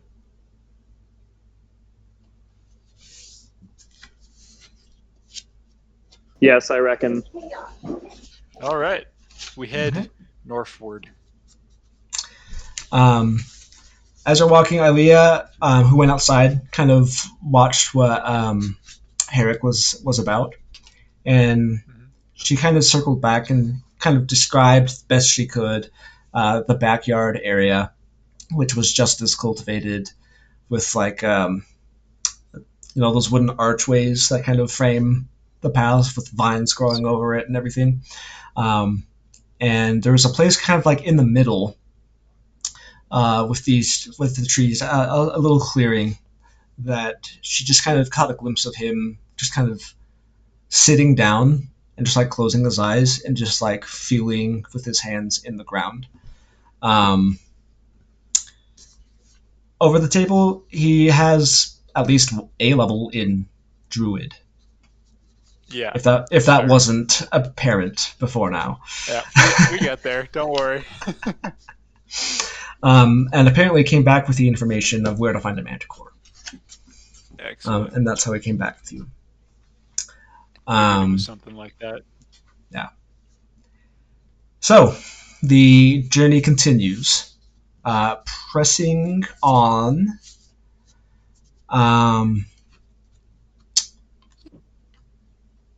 We've already. This will be a survival check that is not counting toward the skill challenge, just to make sure that you guys can keep your heading in the right direction with all the curves and bends that you're having to. So, what's the marching order here? I think I'm probably in front with Mel, like Yeah. usual. Okay. The huge. The usual. What's your survival, Mel? +2. +2. Me too. I think So we all maybe have we just survival both roll? +2. Sure. Connor, is that all right? Yeah. Okay. Ooh, it was almost good. But... I'm never not bringing my own dice again. 7! Oh no. I also got a 7. Wow. Okay. Wow. Yeah. That's real bad, guys. Amazing. So Yeah. you've traveled Thanks, Parker. you traveled the 4 or 5 hours, and you still haven't found a clearing. And by now the sun is getting really close to setting. The colors of the sunset are beginning to come in to the west. And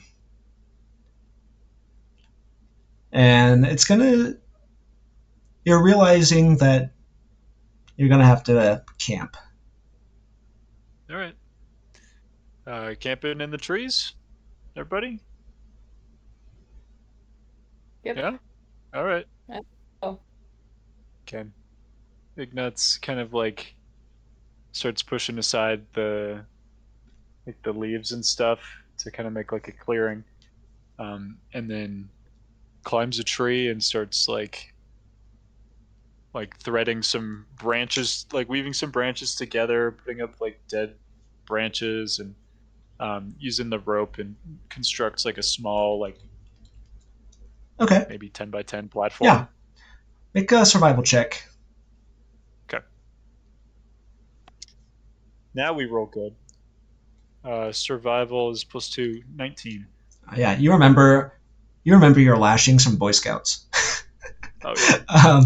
You remember the knots well, how to judge a good tree from a not so good tree, and you set yourself up nicely up there. I think just for flavor, I want to bring some of the trees closer together, and so I climb to the top of one of the trees that's a little bit skinnier, and I kind of like lean back like this so it bends. And then as I go forward, I engage Giant's Might and double, essentially quadruple in size. And then the top just kind of like bends all the way over, and then I grab the other tree and quickly lash them together with my rope. Which, Awesome. which for reference, I don't think I actually said explicitly, but most of the trees are like aspen trees, so like the white bark. So they're skinny. Yeah. So this works out Yeah. perfectly. And yeah, most of you just watch, entertained as Ignatz labors with his construction here. The rest of you guys, how are you setting up camp? Are we doing tents under the stars, campfire? What's the situation here? Yeah, definitely tents. We'll want. I was trying to make a We'll want a platform fire. for all of us to sleep up off the ground so that we don't get ambushed by more Ankeg. That'd be nice. But we also need someplace to tie up the horses.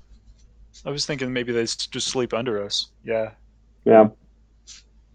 As long as we have something to cover them. Mm-hmm. So if that works, if that works where we can kind of get a little platform going and we can get the horses tied up under the trees and kind of make a little platform, that might be best then. Okay.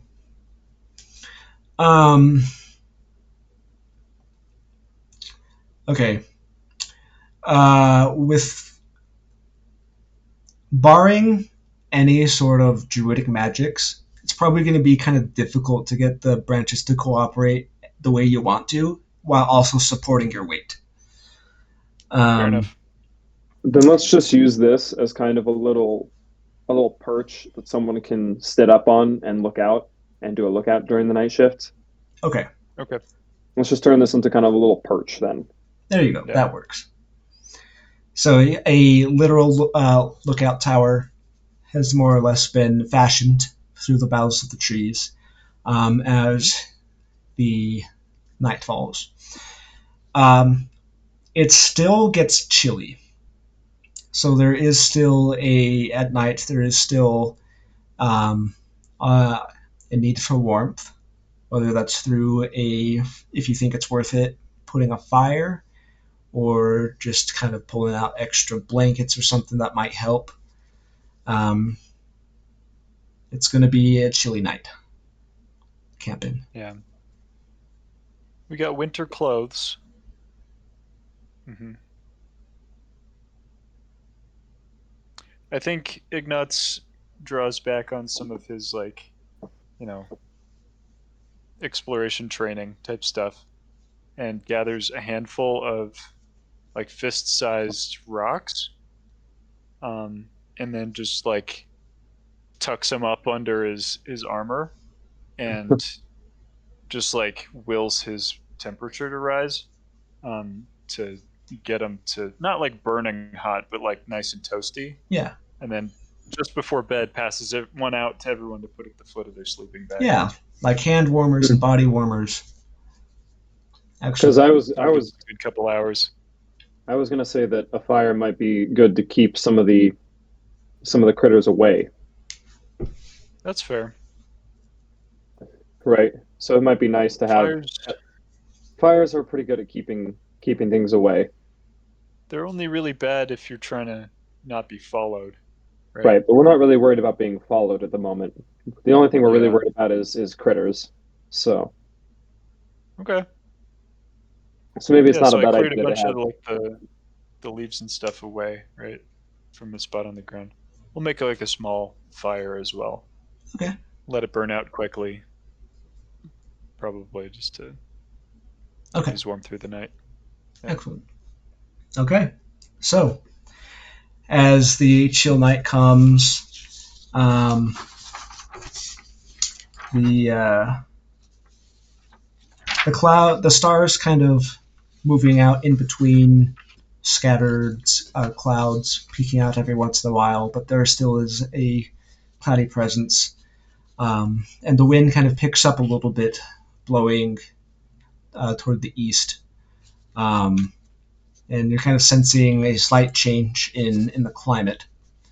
I'm not sure exactly what that means right now, but another weather system seems to be blowing in. Who's taking the first watch? Ferris. Yeah, I will. Before going to bed, I pull the silver bracelet off and I pass it to Mel. Excellent. I mean, I could use it too since I don't have dark vision either. Oh yeah, you're taking the first watch? Yeah. Yeah, I'll pass it off to Mel once I'm done. Okay. Yeah. Perfect. Okay. So in the first watch, make your perception check. Well, that's a natural one. So, Okay. Woo. and had to happen at some point. As proud as Ignatz was with his lashings and constructions of this platform, you're very You're gonna put this on distracted. me? You're very distracted by it. You're not used to having such things, and it's more the way that it sways with the wind, and you're just uncertain, very distracted.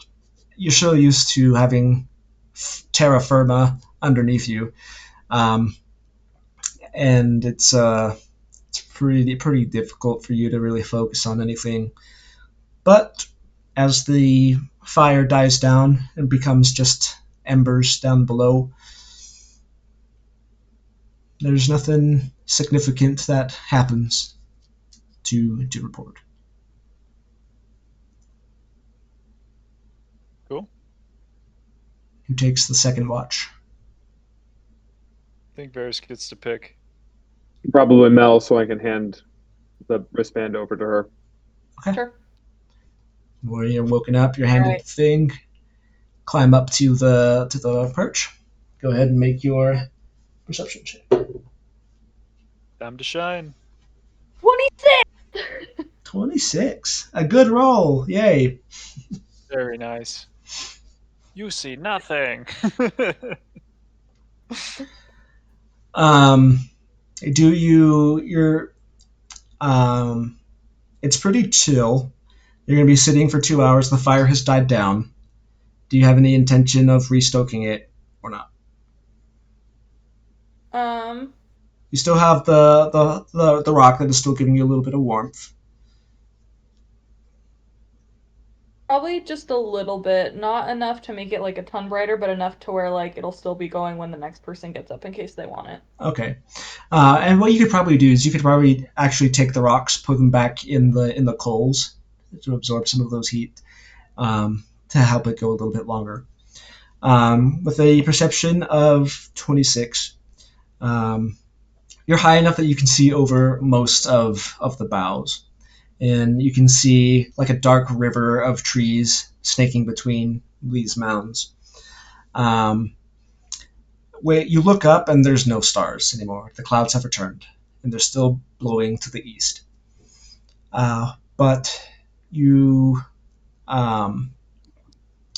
you see like way down off in the distance, a disturbance in the very dim light here. The trees disturbed and moving, and as you focus on it, you see a something moving along them, and it looks like the silhouette of a head sticking out over the trees, and it just moves through the trees. It's not coming toward you or away from you, more perpendicular. And you can kind of hear What kind the of head trees we rustling talking? from the distance. It just you just see the silhouette. It just looks like something dark sticking out over the tops of the Oh. trees. How long have I been awake? Like, how long is it until I'm supposed to wake up the next person? This would be, I'd say, kind of like a half hour before your 2 hours rush up. It's still a ways away. It's very far, but you just happen with your 26. That's what you're able to see. Cool. Okay, I'll just keep an eye on it then. Yeah, it's like something to be aware of, but you don't feel any sense of imminent danger. Okay. If it seems like it's getting closer though, and the time is getting shorter to when I would wake up the next person, I'll just wake up Yeah. Zig and kind of point it out and be like, oh. Yeah, and you'll only watch it. It was only visible for maybe 30 seconds before it goes Okay. around one of the rounds behind and out of view. Gotcha. Okay. Okay. So the rest of your watch comes without incident. Who are you waking up next? Probably Zig. Okay. It's my turn. All right, Zig. Make your perception check. Okay. I think because I'm in a tower and they're sleeping kind of almost below me, I would take the band back just to improve my dark vision and have that rune if I need it in the moment. I rolled a 9. Okay. 9? You're able to flare your internals a little bit to help keep you warm. It does make you hungry. Everything makes me hungry. So you sit and you focus and you look around and kind of moving around.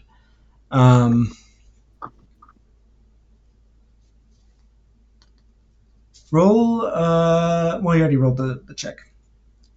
Yeah, I think part of the reason I'm a little distracted is because I woke up and I took a sniff and I realized the Ankeg meat is still just like on the ground next to my backpack. I'm like, oh, I should probably. So I like kind of tied in a bundle and I'm like stringing it up from a tree nearby. Yeah. Before I climb up into my perch.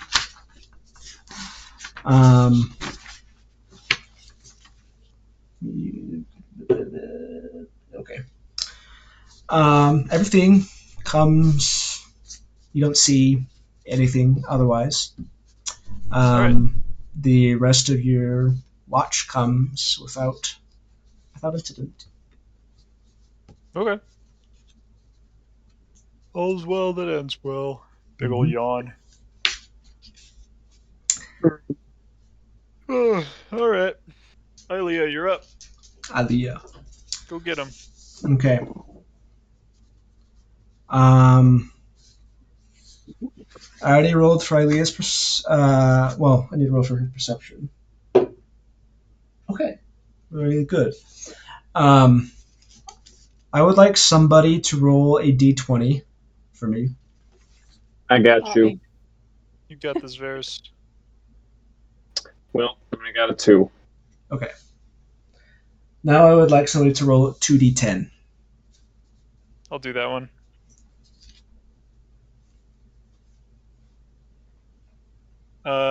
Two 8s. 16. Okay.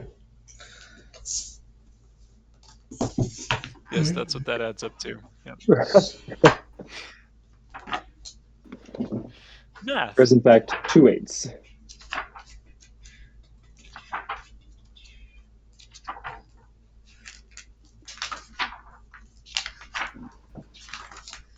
For some reason, the random encounters always trigger when Ilea is watching.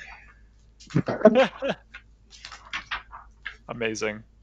We're all sleeping. Yep. Hey, you guys! Yeah. I'm trying to Okay. decide whether Ignatz would have given the band back to Mel before going to sleep. I think he probably would not. Yeah, hold on to it It's until like, morning. it's almost morning.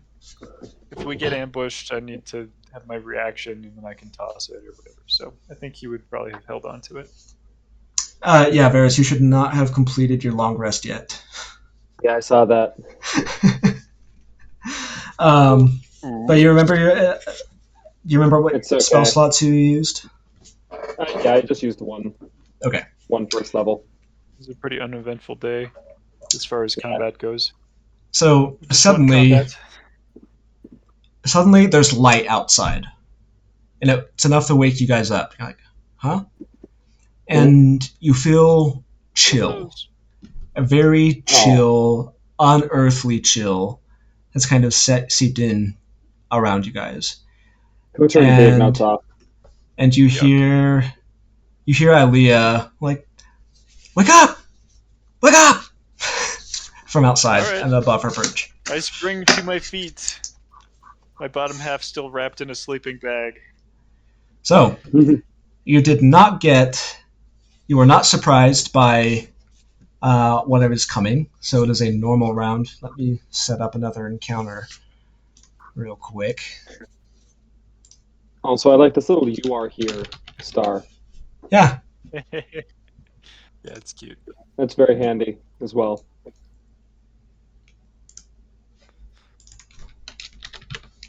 Okay. So as you guys, well, let me describe this real quick. Can I describe what's here real quick? Yeah, go for it. You guys clamber out, and you see Ilea. She has the side of her mace is illuminated with a light cantrip, and she's looking out over into the distance. And you can see there are two figures, incorporeal, kind of with no feet visible, just kind of standing there, just kind of drifting toward you guys. Looks like a couple of ghosts. Not the undead. Hey, you guys are camping, and it's a new moon, so that's the way it be. That's the way we do it. This is how we do it. Okay, I'm gonna go set this up. So if you want to use the restroom, you can do that. Okay. I'll be right back. I don't even remember what works on undead. Radiant.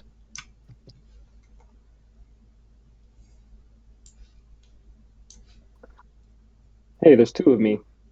Oh, I grabbed the wrong one. It's okay. I can have two of me. I guess we do look similar since we both have a fire in our hand. Yeah. And Ilea's like 10 feet up or whatever on her thing. Yeah, she's up in her perch.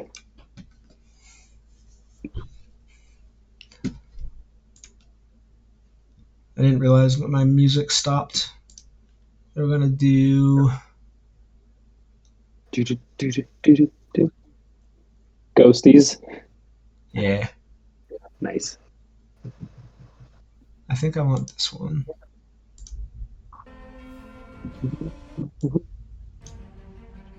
Yeah.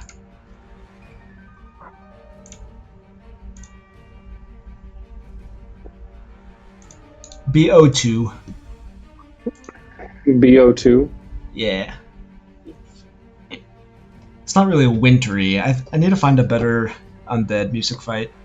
I didn't have that added on my list, so we'll go with this one. And it's totally fine. Okay, and then the ghosts.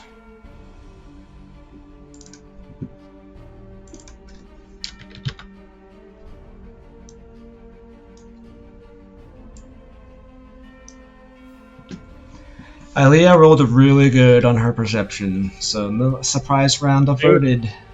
Thank goodness.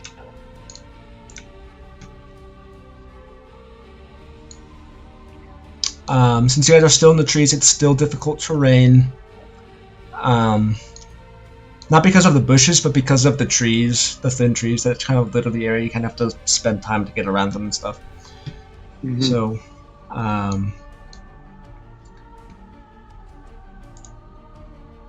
yeah, if you guys want to roll, start rolling your initiative. Alright, give it to me. Oh, hey, that's not too bad. 17. 17. I'll take it.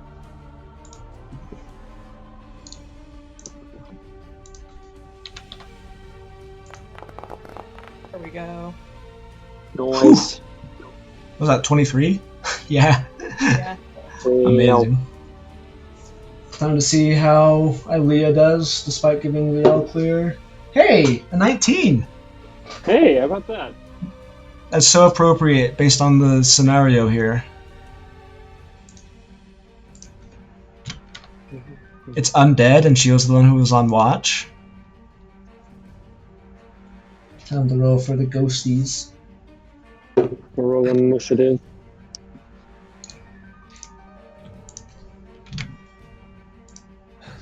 They see me rolling. They're hating. Oh, they hating. I got a 3. I rolled a natural 1. I think it's the sleeping bag still gathered around my. It's still got like, dang it. So here's the other thing too. Ignatz, you're in heavy armor. Uh-huh. Right? Sleeping in heavy armor doesn't have good things happen to you. So... Really? Yeah. Yeah, don't you get like exhaustion or something if you don't? Or We've never used that rule before. I So know. We've never had a- just assumed that we weren't gonna worry about it. I thought about it, and I was like, I think I want to change that. Because Well, sleeping then in heavy armor doesn't make a lot of sense. Change what I do. Change what Okay. you... What do you mean? What are you going to say? Like, if it's gonna have bad effects, can I change my mind about whether I slept in heavy armor or not? Yes. So we're figuring this out right now. Okay. So, did you or did you not want to sleep in your armor? I think it depends on my life of experience with, whether sleeping in armor is like what that does. It's like waking up with a sore back and having it linger with you throughout the whole day. And it's just not fun. You just don't feel well rested. So I just wouldn't get a long rest? Pretty much, yeah. And I'd start to stack up exhaustion points if I did it day after day? Yeah. Let me see what the... So I got my book here. Let's look at what the exact wording says.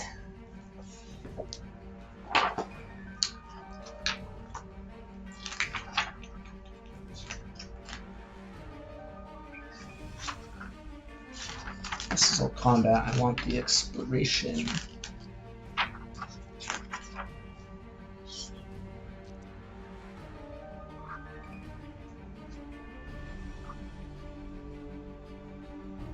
think it might be one of the variant rules.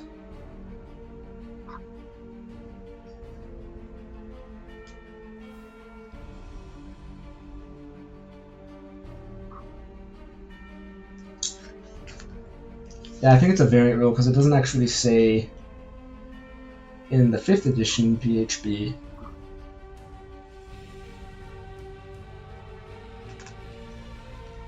But I can find anyway. apparently it's in Xanathar's, the resting in armor rule. Yeah, what is it? Do you have it, Varys? Parker? It makes it Yes, it says it makes it difficult to recover fully during a long rest. When you finish a long rest during which you slept in medium or heavy armor, you regain only 1/4 of your spent hit die. If you have any levels of exhaustion, the rest doesn't reduce your exhaustion. Okay. So you don't gain exhaustion, but you don't recover from, and it's hard for you to get spent hit points back. I like that rule. You only regain 1/4 of your spent hit die. Yeah. Okay. I like that. I like that rule. So Yeah. we'll stick with that going forward. So, I'm cool with that. Question: you don't spend hit die on long rests, so how would You that spend them work? on short. You spend them on short rests. So Yeah. if Right. any hit die Oh, you I spend see. during your short rest, when you take a long rest, you only recover 1/4 of them. Quarter. So you Instead get- of half. Yeah. Instead of half. So you get less of your hit die back. And do you still get all your hit points back? I'd say Looks yeah. like it, yeah. Yeah, I'd it's say just yes. the hit Okay. die.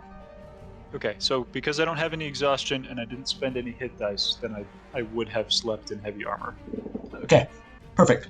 because there's no downside at the moment. Yes. And that makes perfect sense. Parker, Okay. can you put a link to that in the chat so I can save it somewhere?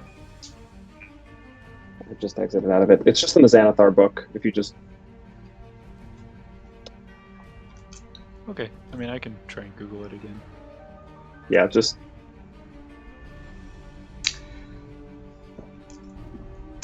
Okay. So at the top If you go of it's the on round, I think I found it. Mallory is first. You guys had just enough time to scramble out of prone and get outside of your tents to see the two ghostly visages before you. Ilia's up on the makeshift thing. She would be in her full armor because she's done with her sleeping part of her Yeah. long rest, right? Yeah. Okay. Yeah, so she's covered. She's got her light cantrip going. And Mallory, you are first.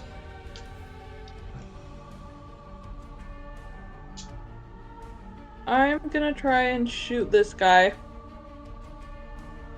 Mm-hmm. and just see what happens when an arrow hits him. Okay. Okay, I can 13. target. What was it? 13. 23. A 13 actually hits. Oh, Hey, nice. So yeah, go ahead and roll your damage. You're going first in the combat order, so I think that means you have advantage. Is that right? Oh, I think you're right. Let me double Yeah. check. And if that you sounds hit, right. it's a critical. Only if It's they're not. No, surprised. it's not surprised. But Yeah. you have advantage But I did for going first. Yep. Okay, let me roll again. Just make sure it's not 20. 19. Oof, Dang it. so close. Not yet. At some point, a 19 will be a grip for me, but not today. Day is not that day. Okay. Indeed.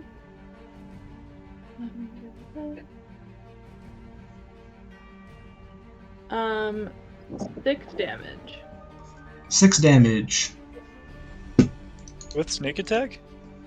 Nope, because I get to roll sneak attack because Yeah, I roll have... sneak attack. Yeah. Alright guys, I'm rusty. Nah, you good. So... Oh, 14, just like last time, a 6 and an 8.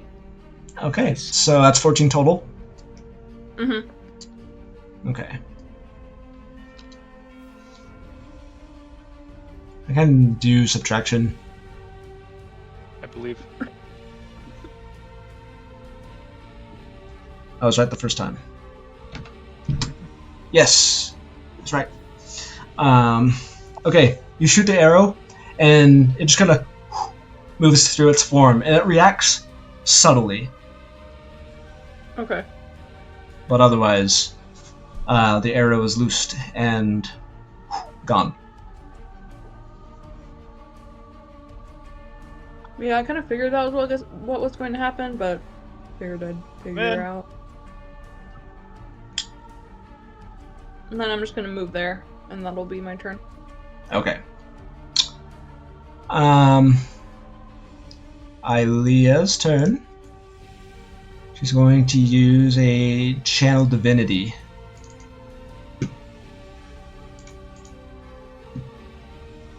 She's going to turn undead. Get him, Ilya. So it's a DC 13 Wisdom saving throw for both of the ghosts. The first one on the left fails. Second one on the right. Yes. So one fails, one succeeds. This one is, I'm going to say, afraid for the purposes of being turned. But this one resists the effect. So from up top, Ilea shouts out another phrase in an arcane tongue. You feel a burst of warmth. You don't see it so much as you feel it radiate out from her. And as it hits them, like a vapor surrounding a skeleton, the vapor is just blown away, revealing a horrifying, gaunt skeletal figure from behind. And the one on the left just kind of screams, and its head just kind of like turns around and seems intent on moving away from her. The other one, though, seems intent on moving ever closer. So that's her turn. She's going to stay up on the perch for now. Varys, your turn. You know what? Let's make some stuff happen. We are going to do a wind spell. Okay, wait, sorry, real quick. What does turn undead do again? Does that just like give them the frightened condition? They're not explicitly frightened. Sort of. It must spend its turns trying to move away, as far away from Ilea as it can. Can't take reactions. Can't get closer. It can only use the dash action or try to escape from an effect. That effect prevents it from moving. And taking any damage will break it. Is that how that works? It doesn't say that. It doesn't? It's not charmed. It's been channel divinitied. Yeah. Right, but turn undead doesn't stop when they take damage. Oh, it does. It was just not at the end where I was expecting it. So if it does take damage, it will end. I'm not sure if Varys would know that, because this is only like the second time that she's. It's only the second time that Well, she's he may- used it. He may not see left. She hasn't explained it to us on the road at all. I think it's still pretty new for Ilea, honestly. Fair enough. It's fine. Instead, what I will do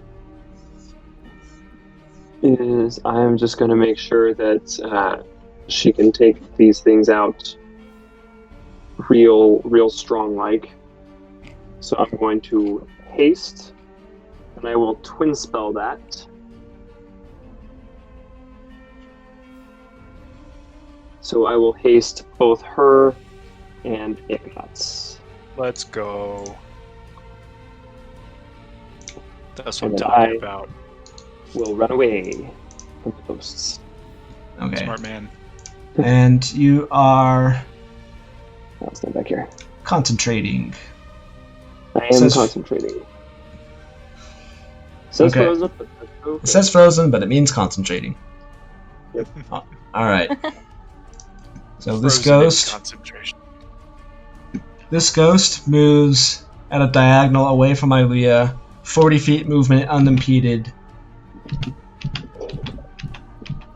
And out of our lives forever. And it has to take the dash action, so it goes another 40 feet. Incredible. Clear off the map. Yeah. Incredible. I love this. This ghost's turn. Let's see. Ilea is the closest. She has the light. She's gonna go. This ghostie's gonna come up to Mallory. Well, actually, what's it gonna do? Yeah, so before it moves. Well, the other one is just like screaming away like a ringwraith that Aragorn threw the torch in its face and is just running away. This one does a similar screech, but the kind of waspy tattered cloaks kind of flail out behind it. Its mouth stretches open to terrifying lengths, and its eyes grow white, and it releases this horrifying, bone-chilling scream. I need everybody to make a wisdom saving throw.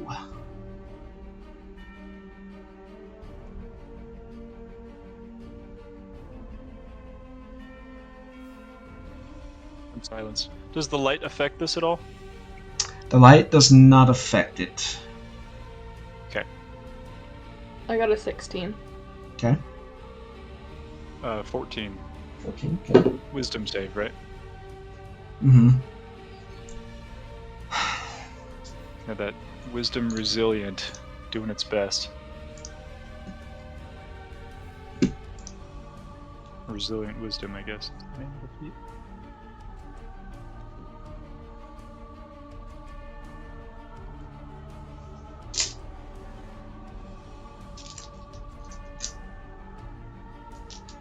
Where's Varys' roll? Hmm.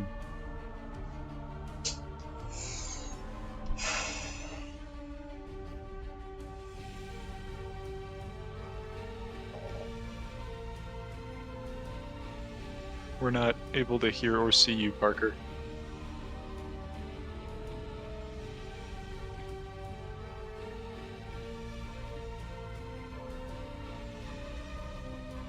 Sorry, I'm coming back.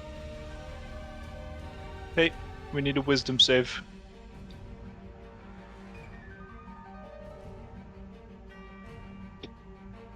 Wisdom save. Well, fail. I got a 5. Oof. A 5 on your wisdom save? Yeah, wait. Oh no, he's gonna pull a Marcus. 5. 5. One. Huh? That was a 5 on your save? 5 on the save. Okay, you are also afraid, and I need you to roll a d4. Oh boy. 3. Okay. So, this bone-chilling scream runs over all of you. Most of you seem to kind of get past it. It's not that it's not terrifying, it's that you're kind of expecting that ghosts kind of do this thing. It's still very scary. Ilea and Varys drop to one knee and are kind of like breathing heavily. And when Varys looks up, Ignatz, he's been scared into middle age. Wow. Wow. Varys is 30 years older than he was when 30 you looked years at him. Yep. Yeah, he pulled a Marcus. Yeah. And you glance up at Ilea, and she's also been scared into middle age. You Holy see cow. creased lines and wrinkles. Her blonde hair now has kind of streaks of gray beginning to form into it. Yeah. She rolled a natural 1 on her save. Oh boy. Oh. Not another one. Brutal. She's got it rough. Yeah. So both of them are frightened. Okay. Ignatz, your turn.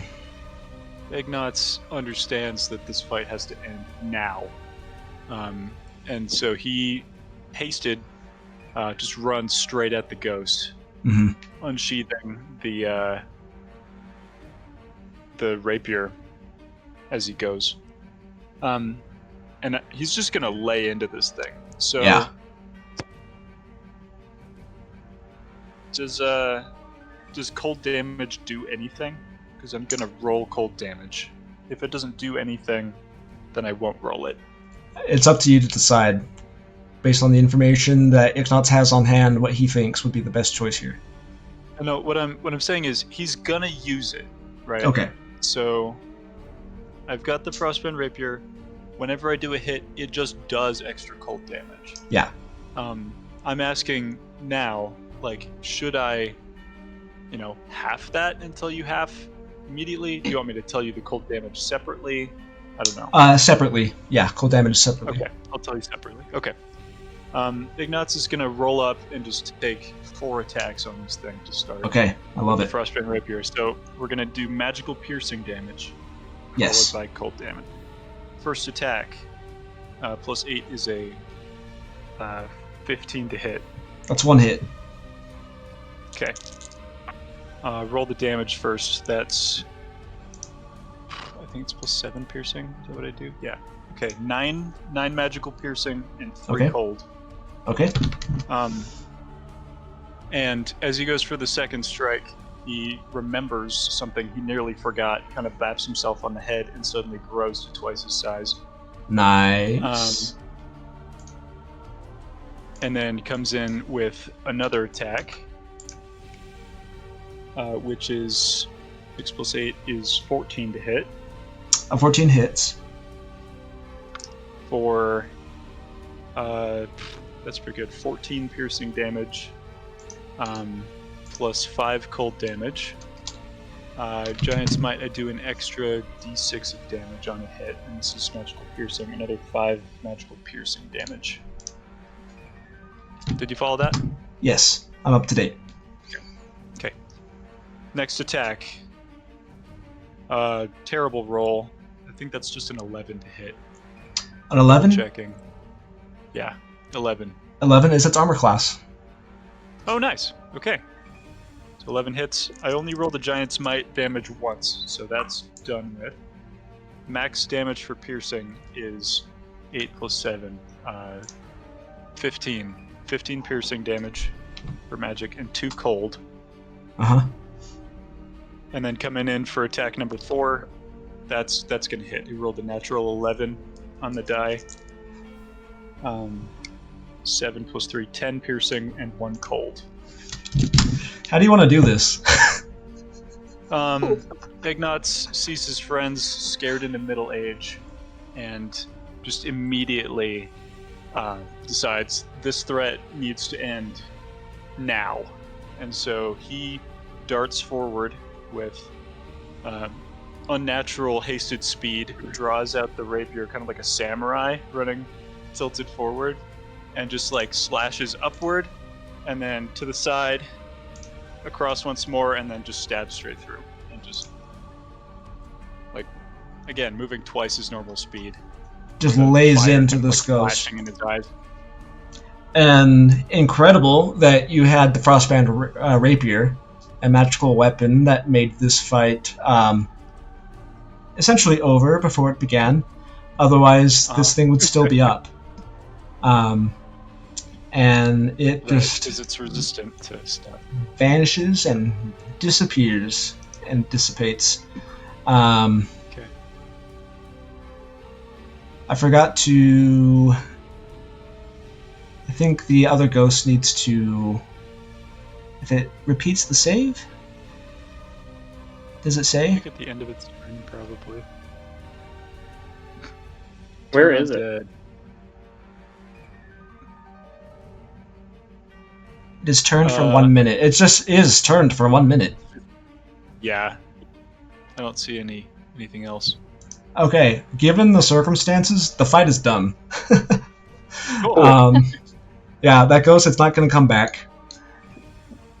I think also just in the heat of battle, when Ignatz drew the Frostbrand Rapier, the campfire, whatever was left, just goes out. Yeah. He's not even thinking about it. He's just like, I have to extinguish this ghost, and then the flames, the campfire just... For the purposes of this, we'll switch to track 33. Okay.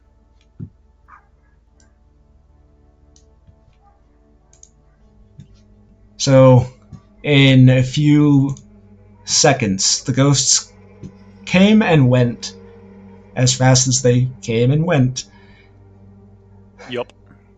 You look up and you see Aaliyah panting with this wide-eyed, slightly gaunted facial features. The lines that frame the mouth are deeper, more creased. She's not old, but she's suddenly a middle-aged Aaliyah.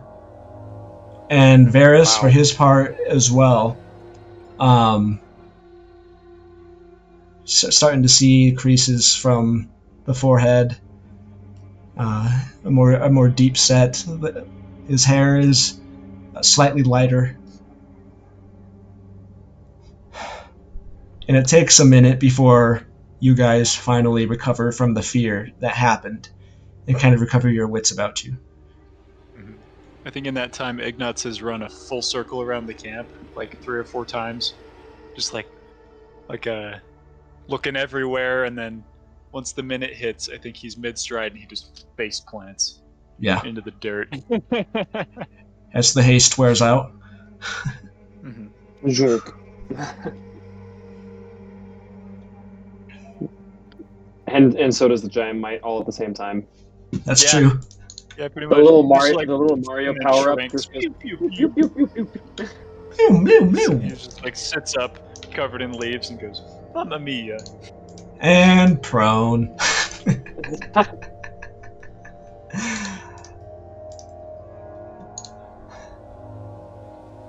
So you guys turn and see Varys, and Varys, they're looking at you strange for some reason. I look down at my hands and see that they're much more wrinkled. Just kind And of. I kind of like touch my face a little bit. And then I do a mirror. I do a minor illusion of a little mirror. And I look at myself. It looks exactly how you Right. remember yourself being. I look the exact same. It's an illusion of a mirror. You can't reflect. You can't reflect light from an illusion. And so you're just expecting to see exactly what you saw last time you looked into a mirror.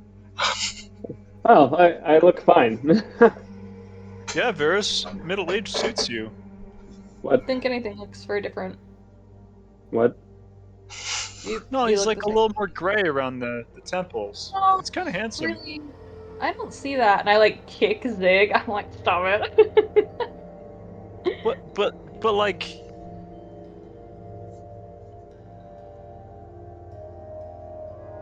we worry about it in the morning, I guess. I'll look at Ilea Okay. and see that she is also older. And be like, ah, I see.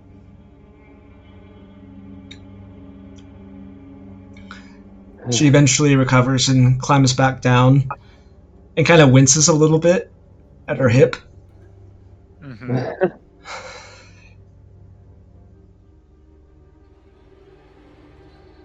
Oh, this sucks.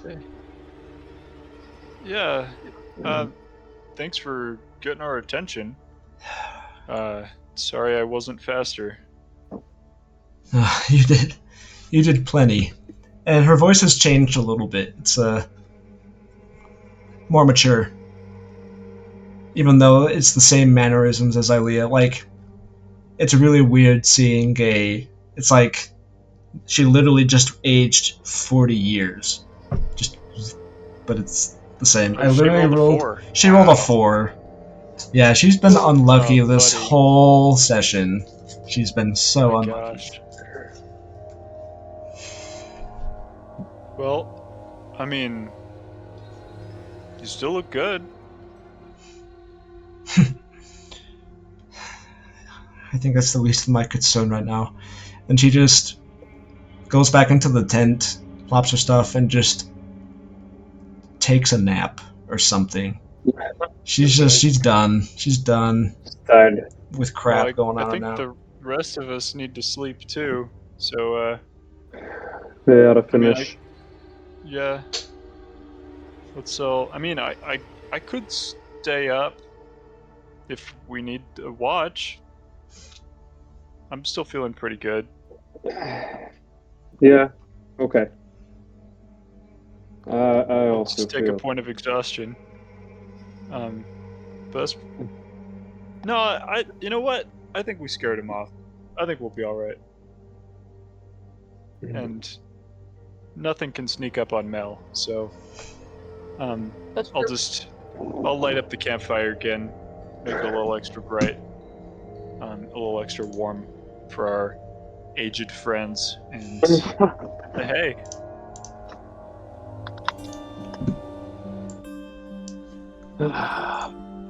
So with that, those of you who still require sleep, you get the rest you need. Now you take your long rest.